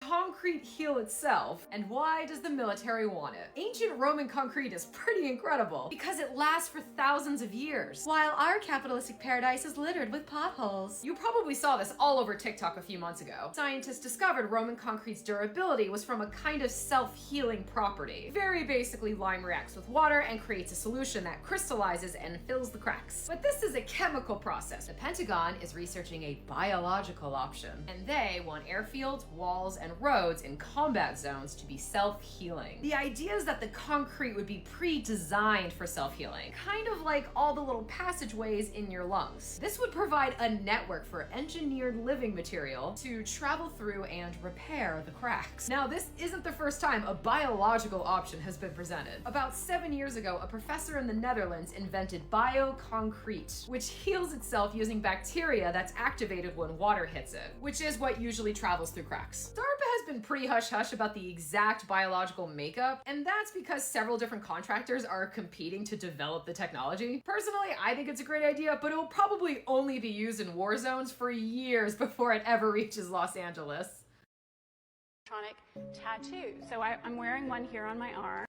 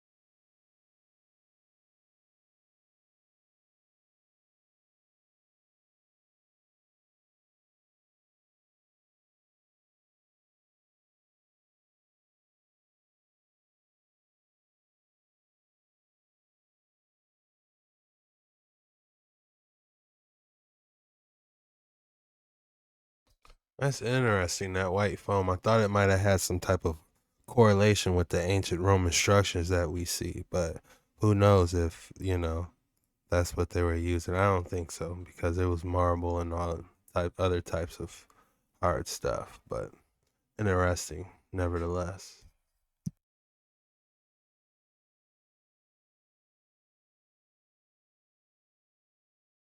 Think's the biggest threat to mankind right now?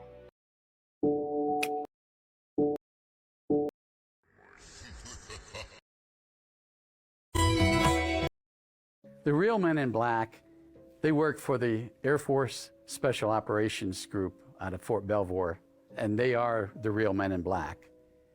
These are special intelligence officers, specially trained. In fact, there's a special unit within the Air Force Intelligence Service. It's called Section K, and these men and women are sheep-dipped. And sheep-dipped means that they're military, they discharge them from the military, they make them civilians, and they bring them right back into their same job. The reason they do this is because they don't have to follow the military protocols, the dress and grooming standards, and they can operate freely, more freely, outside the military channels.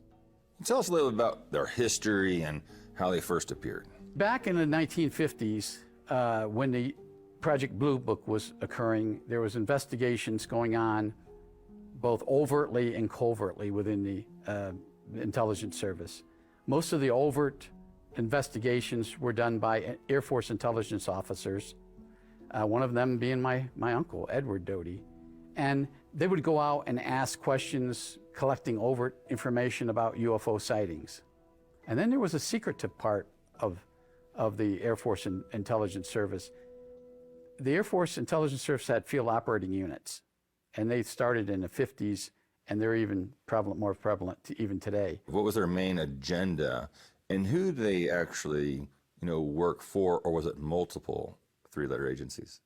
Their mission was to go out and collect the secret stuff, the secret information about UFO sightings or a UFO incident that occurred, to collect photographs or debris, or get statements from people, examine the area where a UFO was sighted or landed, collecting evidence that's on the ground. And this was all covertly.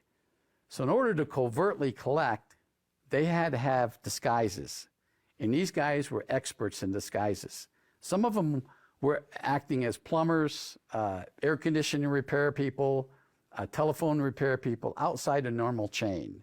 They could easily talk to people. For instance, one incident that happened in Watertown, New York. These MIBs came out as electricians because of an incident that happened west of the community of Watertown, New York, in upstate New York. And this was in the 60s. The Project Blue Book investigators had already been there and collected information. But the two people that actually saw this UFO and took pictures, they wouldn't share anything with the Air Force investigators.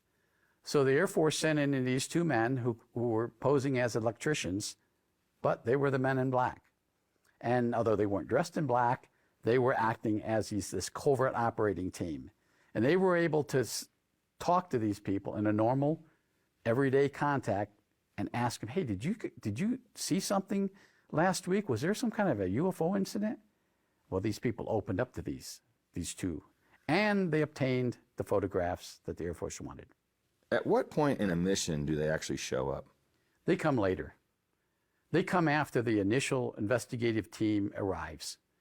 Either Project Blue Book investigators, or after that, the investigators that arrived on scene to collect the evidence or interview the witnesses to this.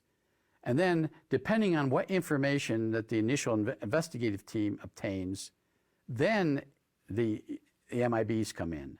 Now, the story is that the MIBs are always there at every scene or every incident, and that's not true. These guys come in on legitimate sightings. They come in and get the real important stuff that the initial investigative team didn't get. Just showing y'all a little. The real men in black. I wonder if they really got that flash thing. I'd be like, look here, there's nothing to see here. Now, I'm going to need you to like and subscribe, follow all my videos, and always, come when you get that notification. No, I rock with y'all anyway. But this is what we're going to be diving into next, this new technology. Let's see how far along the technologies came now. This is LG's signature OLED T. So it's the world's first 4K wireless transparent TV setup. And it looks absolutely beautiful. When you see this firsthand, how they've done this, where you can basically see everyone behind here like walking, but it's crisp, it's beautiful, very vibrant. And of course, the presentation is on point. Like, hello everybody behind there. That's awesome. It goes hard every single year. This year they have transparent screens and the clarity and color is surprisingly really good. Next up, I saw EcoFlow's booth. This year they have a stackable energy solution called the Delta Pro Ultra. Looks like an absolute beast that can power your whole home. Next, I saw these speakers with transparent screens on them. These are super cool in person and I definitely want to get my hands on these. Right in the center of where we were was this gigantic sphere. This is Bali by Samsung, and it's a little smart robot companion that can project things on the wall, check up on your pet. What do we have here? It looks like a flying car. Yes, it's our flying car. It's our individual flying car from China, Guangdong, Huitian. Yeah, it can take off vertically and landing. It's a pure electric flying car. Yeah, it's just like a super cool supercar. And it equipped the flying systems, and it can automatically close and open. Yeah, and maybe you can drive on the road and fly in the air. It have two seaters in. And then, what is the range when it flies? How far can it fly? Oh, it's still in the R&D process. But it flies, right? Yes, Have it you can flown fly. it? Yeah, maybe you can see the screen. This is the prototype last year, and it made our test flight last year, and it's successfully. It's just like yes, it's our flying car. It's our individual flying car from China, Guangdong, Huitian. Guys, here I'm trying to lower it so you can see the full thing. And landing. It's Look at this thing. Electric flying car. Yeah. It's just like a super cool supercar. This is a flying car / helicopter. How cool is this? Look at the inside. Can you imagine? Hey, we could turn this. Oh yeah, this one got a little horsepower to it. It's the new jet wave, y'all. But yeah, back on this helicopter, man. This car / helicopter. Man, that's nuts. And it equipped the flying systems, and it can automatically close and open. Yeah, and maybe you can drive on the road and fly in the air. It have two seaters in. And then, what is the range when it flies? How far can it fly? Oh, it's still in the R&D process. But it flies, right? Yes, Have it you can flown fly. it? Yeah, maybe you can see the screen. This is the prototype last year, and it made our. What's good, everybody? If you haven't already, hit that like and subscribe button. What do you guys think about that flying car? That was nuts. Man, I could sure use one of them bad boys. But it probably wouldn't even start in this weather we're having, to be real with you. But hey, let's get back into this futuristic technology. These scary technology clips. It's scary seeing how this technology is advancing from translucent TVs to flying cars. And man, did you see that dome earlier? And bizarre TikTok that will melt your entire reality. So let's go.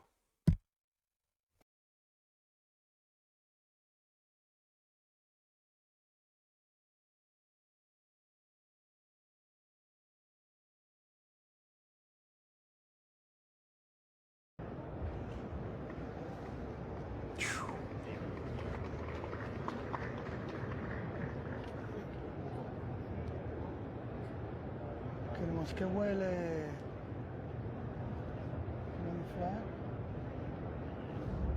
Oh, it's transforming. ¿Qué es? Ahí es que va a sacar las alas.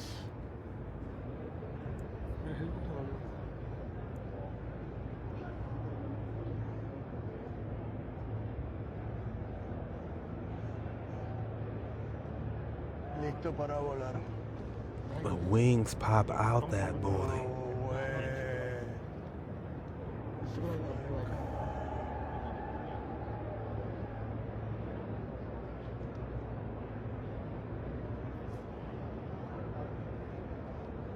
Imagínense un carro así que ustedes puedan simplemente llegar, abre las alas y ready.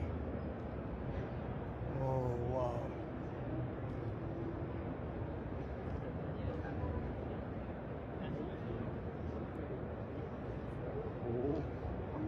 Wow. The helicopter blades. Increíble. Aquí en el CES estamos viendo This is where we're at? Is this where we're at, y'all?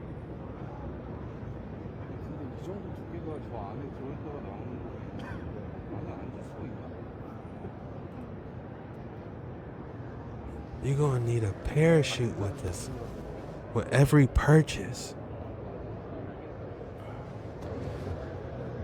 Oh, this is a side view. Man. Nowadays, it's like, why would you even get a supercar, spend millions of dollars on a supercar if it can't fly? Oh my goodness.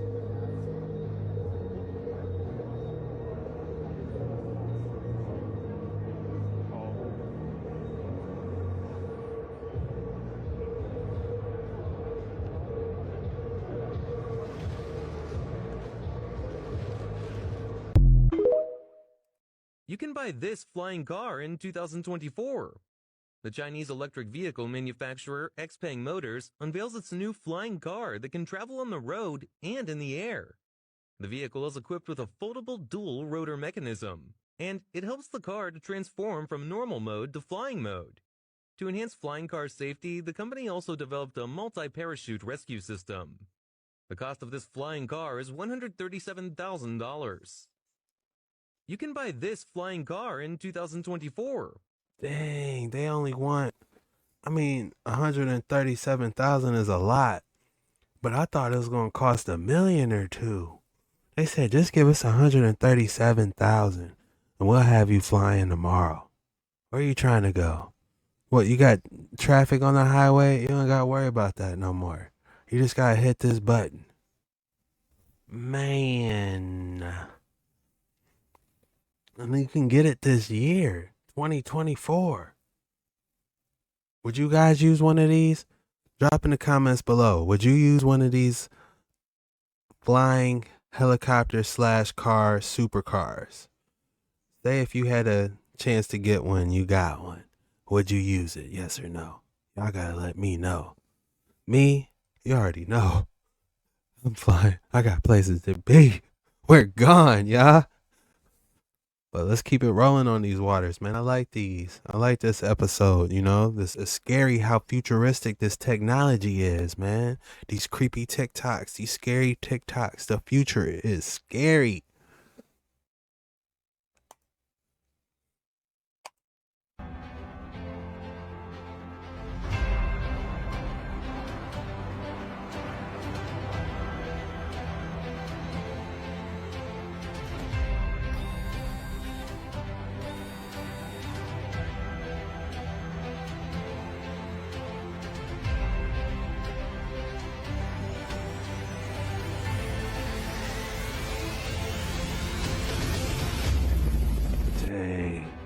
That looks like they're on the moon or something.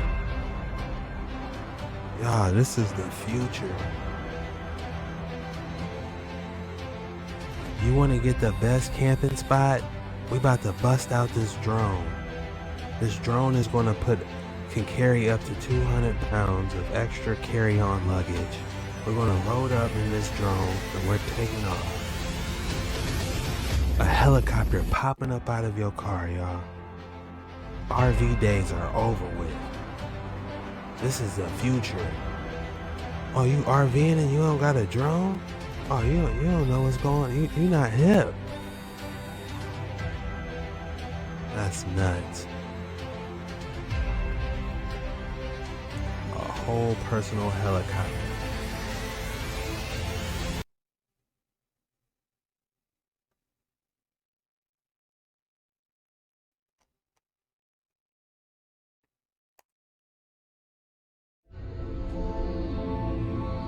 Yeah, this is what it's gonna look like on some Star Wars type stuff. Like coming up, look, they got the Mercury rectifiers on each wheel. Do you see that? The Mercury rectifying. Why y'all think it's blue? It's Mercury rectifying.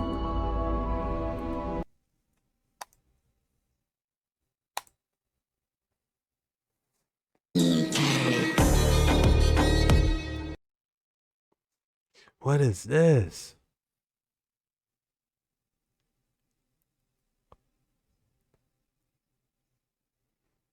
This looks like, it looked like car slash helicopter is the new wave. Man.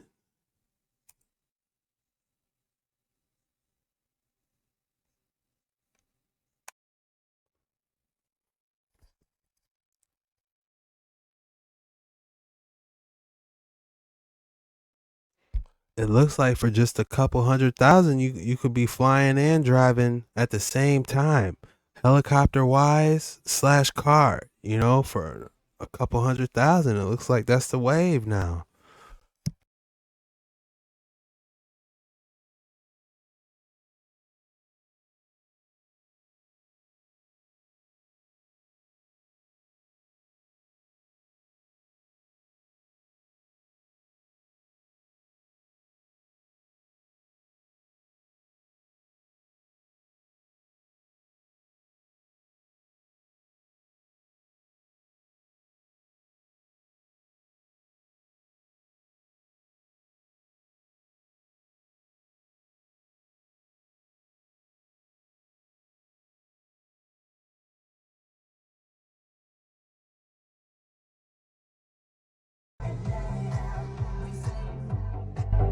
Mercedes drive. It's idle right now. As soon as we accelerate, the music changes.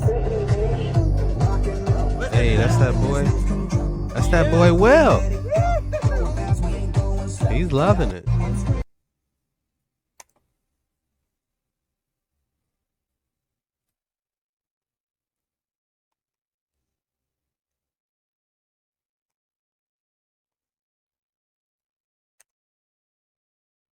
Bro, I just pulled up to this booth in CES, and they have a V8 engine PC. This shit is kind of looks like an engine. They got the dual radiator. That shit is.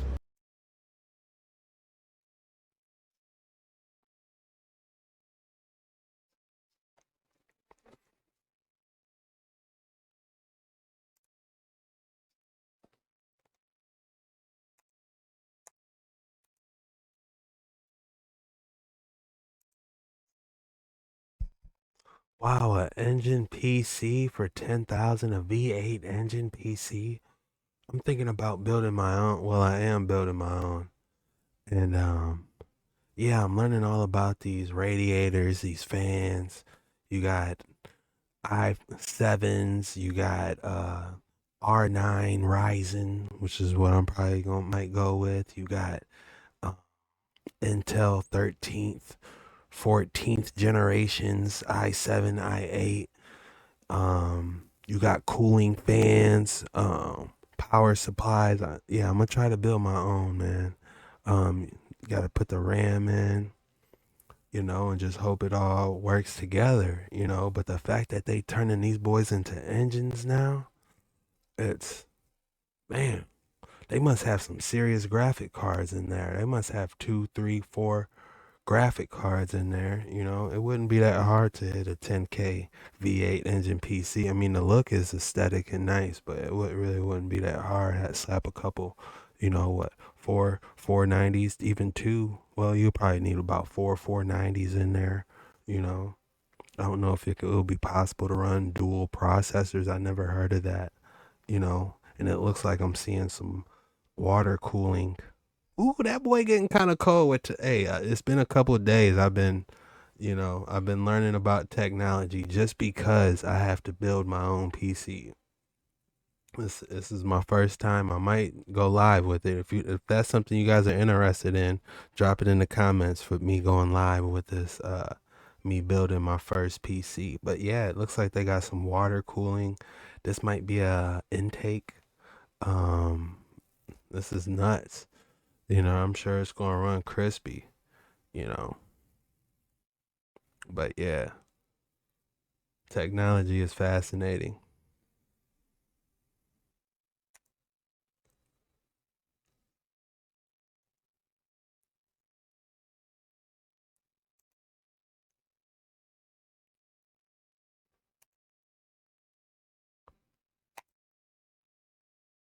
$100 because it has crazy features. Like it will automatically walk your baby for you. They have a power assist option that will help you for when you need to push your baby up a hill. It even has sensors that surround the stroller and they detect obstacles like bikes or cars and stop the stroller just in case. And inside the stroller it has a white noise feature that will put your baby to sleep as well as a story time feature. The stroller even connects to an app where you can decide if you want to use the aggressive rocking feature or the smooth rocking feature. Now this stroller is huge and it is not light. It's super heavy, but it does fold, of course, just like this, but even when it folds, it's still not compact. I wonder if we'll be seeing these things roaming autonomously with babies around the street one day. This smart stroller costs $2,400 because it has crazy.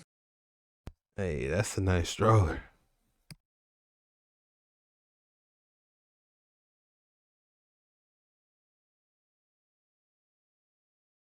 This is Dice Digital Curated Experience. It is a personal mobility that will be utilized as a hailing mobility, such as Uber. You would have an app, call it to you. It's fully AI, robotics driving technology, and powered by hydrogen fuel cell technology. You would board the vehicle, put your phone into the armrest. From there, the onboard AI will connect with your phone. It'll data mine and go through text messages, email, social media, web browsing history, schedule, and it'll create a digitally immersive experience personalized to you. All three windows are actual digital screens. Once it personalizes to you, it'll make the presumption if you are a businessman, it becomes a mobile office. If you're a child who enjoys video games, an immersive video game environment. The AI service agent ideally would make preemptive decisions for you based upon your points of interest. Drive by some shops that you would normally make purchases at. It can turn into an online e-commerce platform to make purchases directly from Dice. This is Dice Digital Curated Experience. It is a personal... Man, they trying to money up.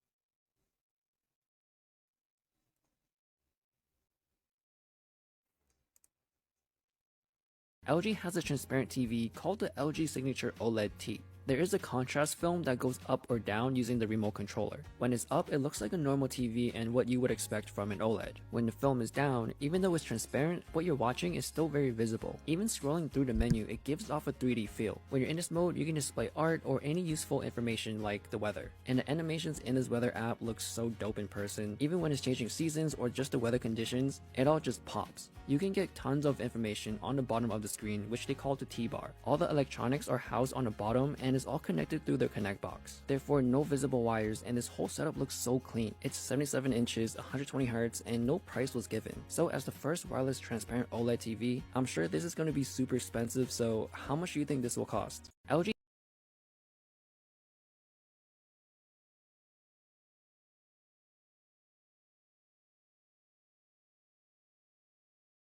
$120 option. Let's try doing it as a custom resolution. I'll just break it. I've seen displays get pretty effed up for like days from doing this. Curiously, it seems to be doing some kind of weird chroma subsampling nonsense. It doesn't look quite as sharp. You got like kind of a green fringing on these windows and stuff. Got another disappointing update for you, Brandon. Check this out. you can configure the display mode, and the game mode does in fact improve the input lag. So that feels pretty darn good. Unfortunately, if I don't want warm colors, it changes me to user mode, and it's mushy input again. Why? Then, making matters worse, this is super annoying, I have another dead pixel! Do you know how much each of these pixels costs? If you spent $7 grand on a stupid clear TV, you'd want all the pixels to work too. Viewing angles are surprisingly decent. It does turn a little bit bluey, greeny once you get to kind of an extreme angle, but as long as you're within reason, I'd say it's pretty darn good. Let's play some video games, shall we? One benefit of the hockey puck approach is that the built-in speaker is actually not terrible for a TV. They say they support Dolby Atmos. Yeah. But I don't think this thing support HDR. They Really? didn't mention, at least they didn't mention on the spec sheet.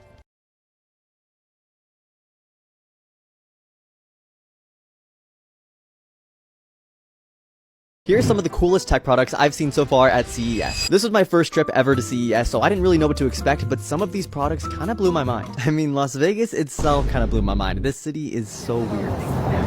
That's the real thing. First up has to be this dual screen laptop from Asus. It has two beautiful 3K OLED displays and comes with this Bluetooth keyboard that you can snap right on and have a normal laptop again. In person, this laptop felt so light to hold, which is the total opposite of this next product, which at first glance looks pretty boring, but trust me, it's not. So this thing is called Parky, and it's an automatic valet for your car. It literally can move a car. So it works by sliding underneath your car when you're ready to park, uses this mechanism to pick up the car and then move it into an open parking space. Insane. But not as insane as this real life hologram. Okay, I gotta chill with the transitions here. So this giant box thing uses multiple cameras and a special display to be able to make a person feel like they're in the room with you. It's not perfect, but it's definitely better than talking to someone on a Zoom call. But what is perfect is this high-tech ice cream machine that lets you make ice cream right in your own home. It's called Cold Snap, and you just have to put in this little can that contains ice cream somehow, stick it into the top of the machine, press a button, and in a couple minutes you have perfect soft serve ice cream. They didn't let me try it because the ice cream had burgundy somehow. Wow, when did ice cream get burgundy in it? This trip has been super fun. I've gotten to meet a bunch of other creators and see so many cool tech products. Let me know if you guys want a part 2 down in the comments. Here's some of the coolest tech products. A display, meaning that hypothetically you could add a toilet leaderboard right on top of it. But is that more ridiculous than drone soccer, where you have to drive a drone through the hoop like in Quidditch? I'm not sure if they meant to design this robot to look exactly like Ratchet from Ratchet and Clank, but the resemblance is uncanny. And if you thought you were safe from our robot overlords by going up a flight of stairs, well, you might want to think again. I'm not sure who's in the market for a $1,500 designer cat litter box thing, but yeah, it exists if you want one. On top of scooping the poop, it also auto-seals the poop bag, so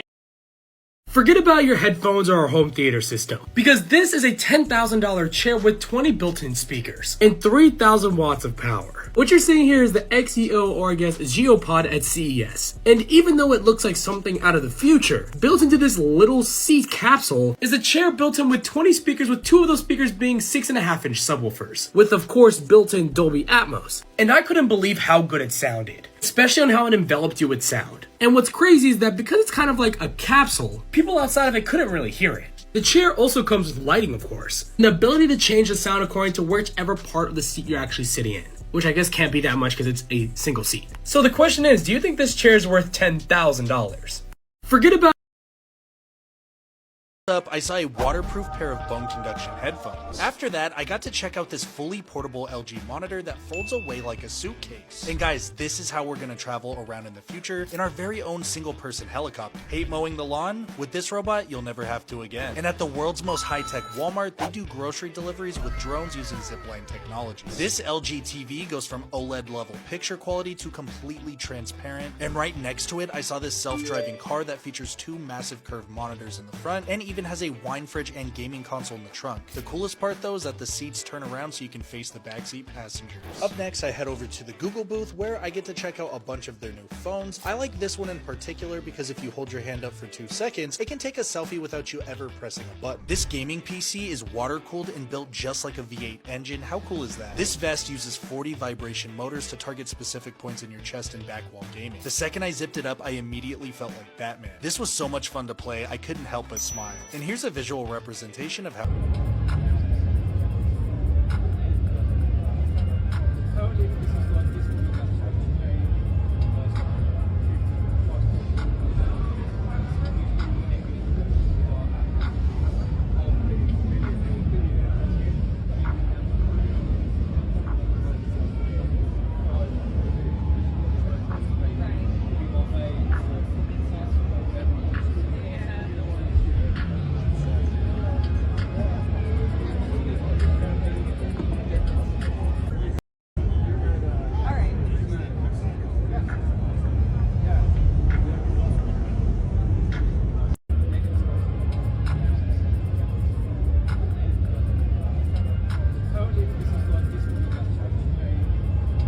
This is a $250,000 TV.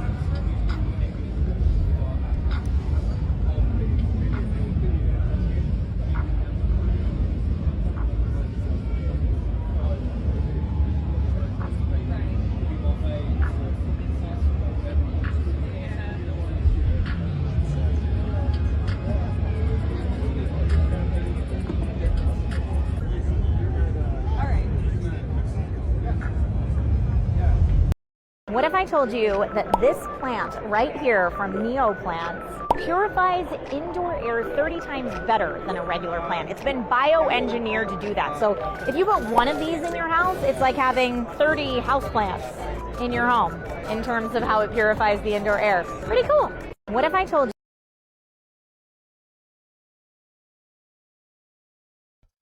Bioengineered plants that can purify the air 30 times better than regular house plants? That is insane. We're here at Samsung Display's CES booth, and we got to check out some new foldable display concepts that the company was showing. And one of the most interesting ones was the Flex In and Out Flip. So this is essentially, it kind of looks like a Galaxy Z Flip, but instead of only closing inwards, you could actually bend it all the way backwards. And again, these are just concepts. They're not actual products, so you won't be able to buy them. But this is really just meant to showcase Samsung's display technology. And then there's plenty of other devices here too. There's foldable screens in all shapes and sizes. A bunch of them we saw last year as well, like the Flex Hybrid. But it's really interesting to see what Samsung is doing with the technology and the type of form factors that it's thinking about. Like how it kicked out the side. That was neat. Man, this is like some Star Trek technology now.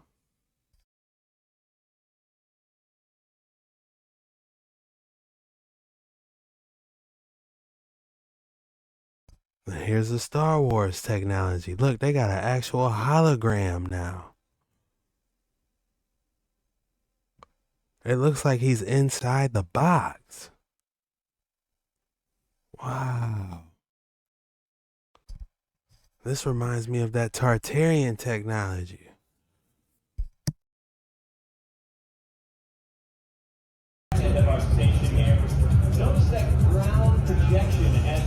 Speaking of that Tartarian technology, didn't they have one with the wheel that went down? So that everyone's aware, because it's not something that you can see. Look at that, beautifully turns around, and then seamlessly now you see it transitions into that diagonal drive, allowing it to continue on its way all the way over to the back of our display here. Now these are just some of the new movements we can start to look forward to as they transform our inconvenient driving experiences into more convenient ones in the that zero turn, you'll see a diagonal drive over the back end of our station here. Notice that look, do you see that? It has the arrow showing where it's going.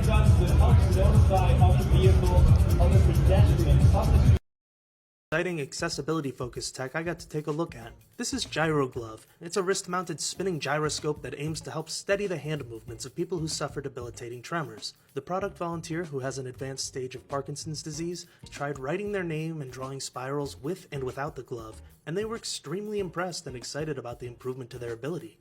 I tried it out myself, and while I don't have the same difficulty writing, I immediately felt the gyroscope resisting any jerky hand movement. This next one is called Wisp, an app with a focus on helping people with impaired speaking ability. The software cleans up speech in real time and outputs that same voice with more clarity. In this instance, the demo person was whispering into a microphone on an extremely loud convention floor. The app was able to isolate this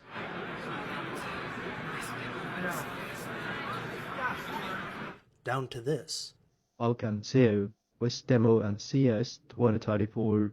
This last one is Audio Radar. It's meant to help deaf gamers experience spatial sound using light bars fitted around the edges of your monitor. In games like PUBG, the light indicators glow from green to red depending on how close the sound is in-game. This can alert you to enemy direction and proximity. Audio Radar also has integration with Minecraft so that the lights change color depending on if the noise is friendly, from an enemy, or purple for an ender dragon. That is tight. And of course, it has a ring light mode for any streamers out there. That is very nice.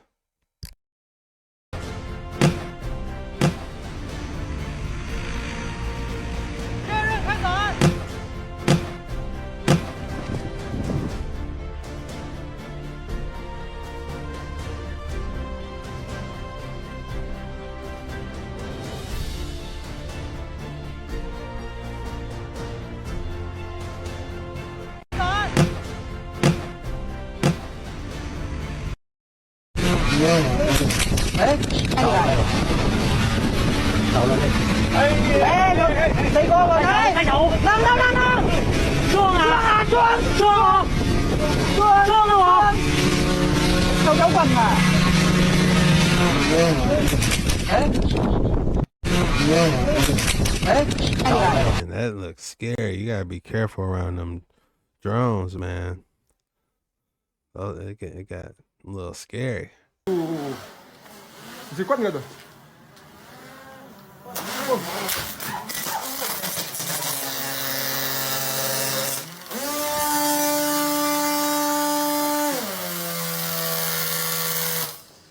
Nggak mau deh.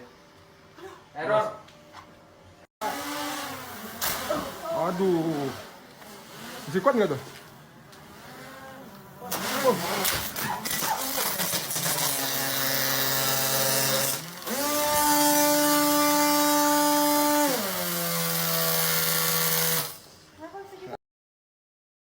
Mau deh.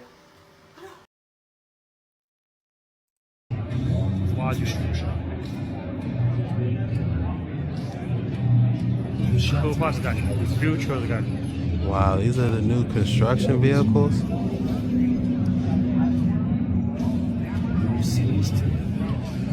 这个角度好科幻，真的好科幻这种。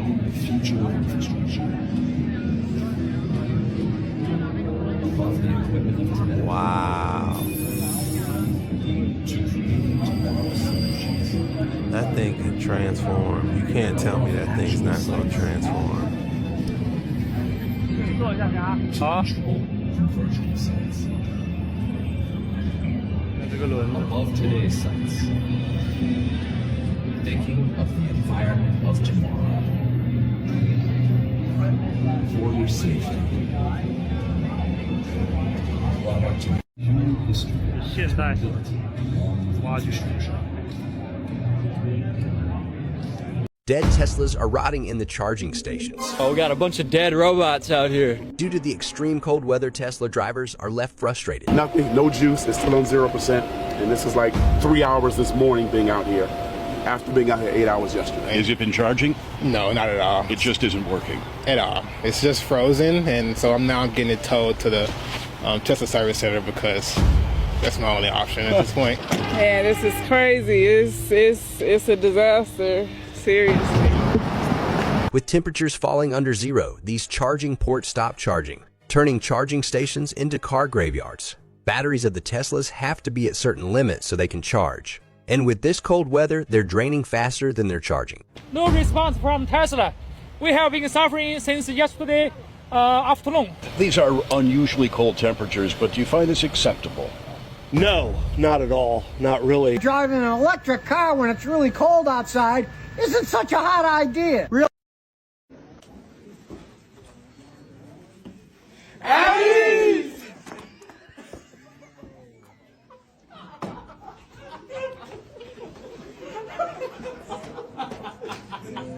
She was knocked out. Abby!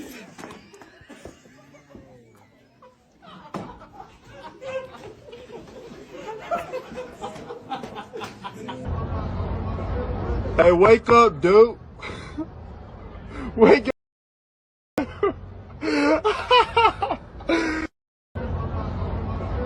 Hey, wake up, dude. Wake up.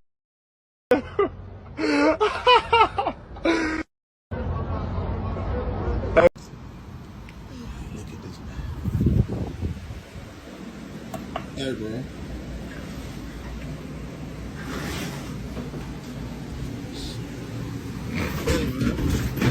Hey, man, what? Man, you can't be in the office, man. You gotta get out of the office, man. Hey, bro, you was in there sleep, though, bro. I wasn't in sleep. I just...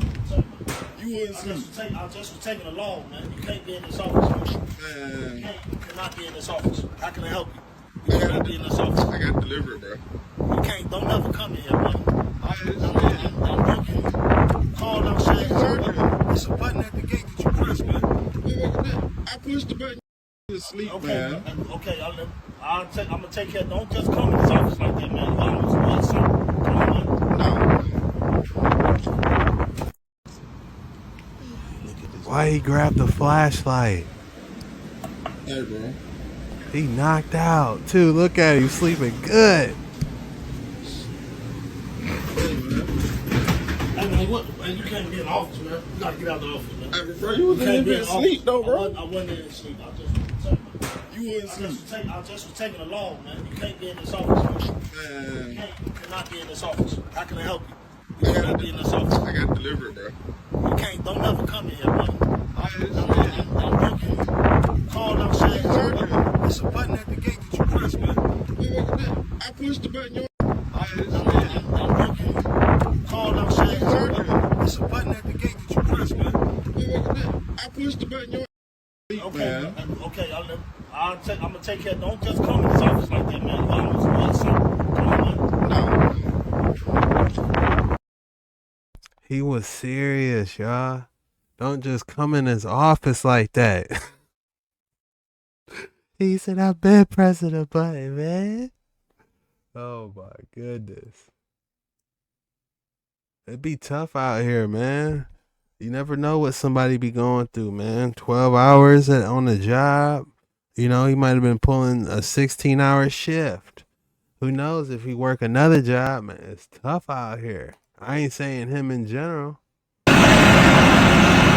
Yo.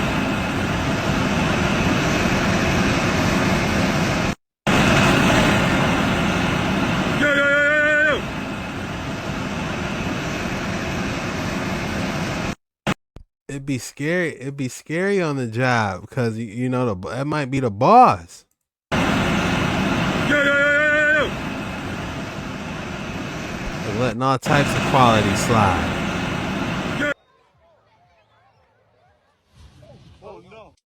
Λοιπόν, με το που το κλείσω, το drone θα γυρίσει ακριβώς. Θα γυρίσει ακριβώς.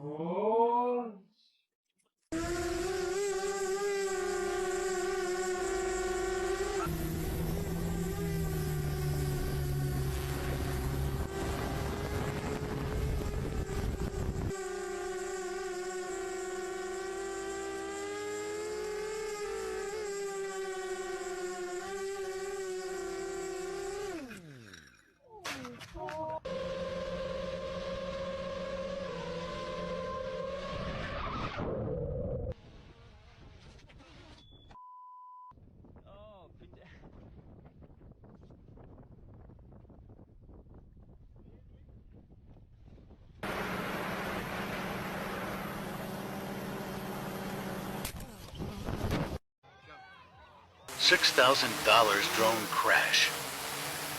Bring it back towards you.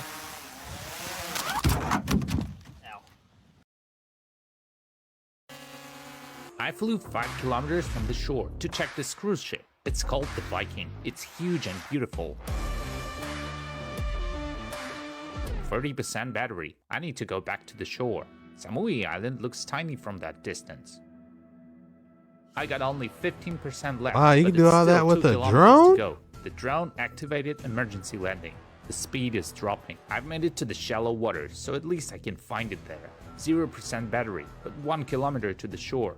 I see the boat. It's my only chance to save the drone.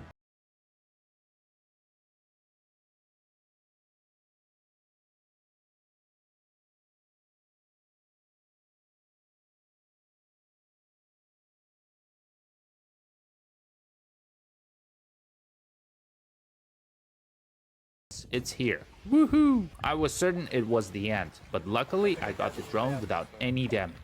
That was pretty cool. I didn't know drones went that far. That was interesting.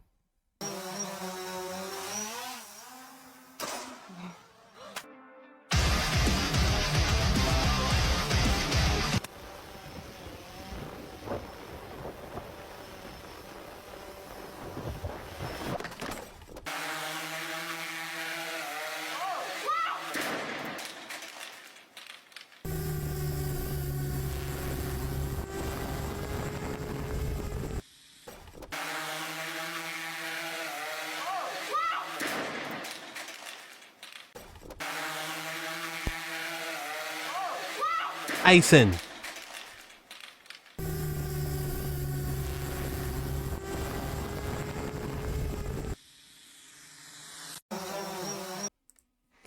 Hey guys, if you made it all the way this far, some words of encouragement really help, and a like and subscribe. If you learned something, might have laughed, or you just like hanging with your boy, I appreciate it, and I appreciate all you guys for supporting me, liking and commenting. I appreciate it a lot, and I'll see you guys on the next one.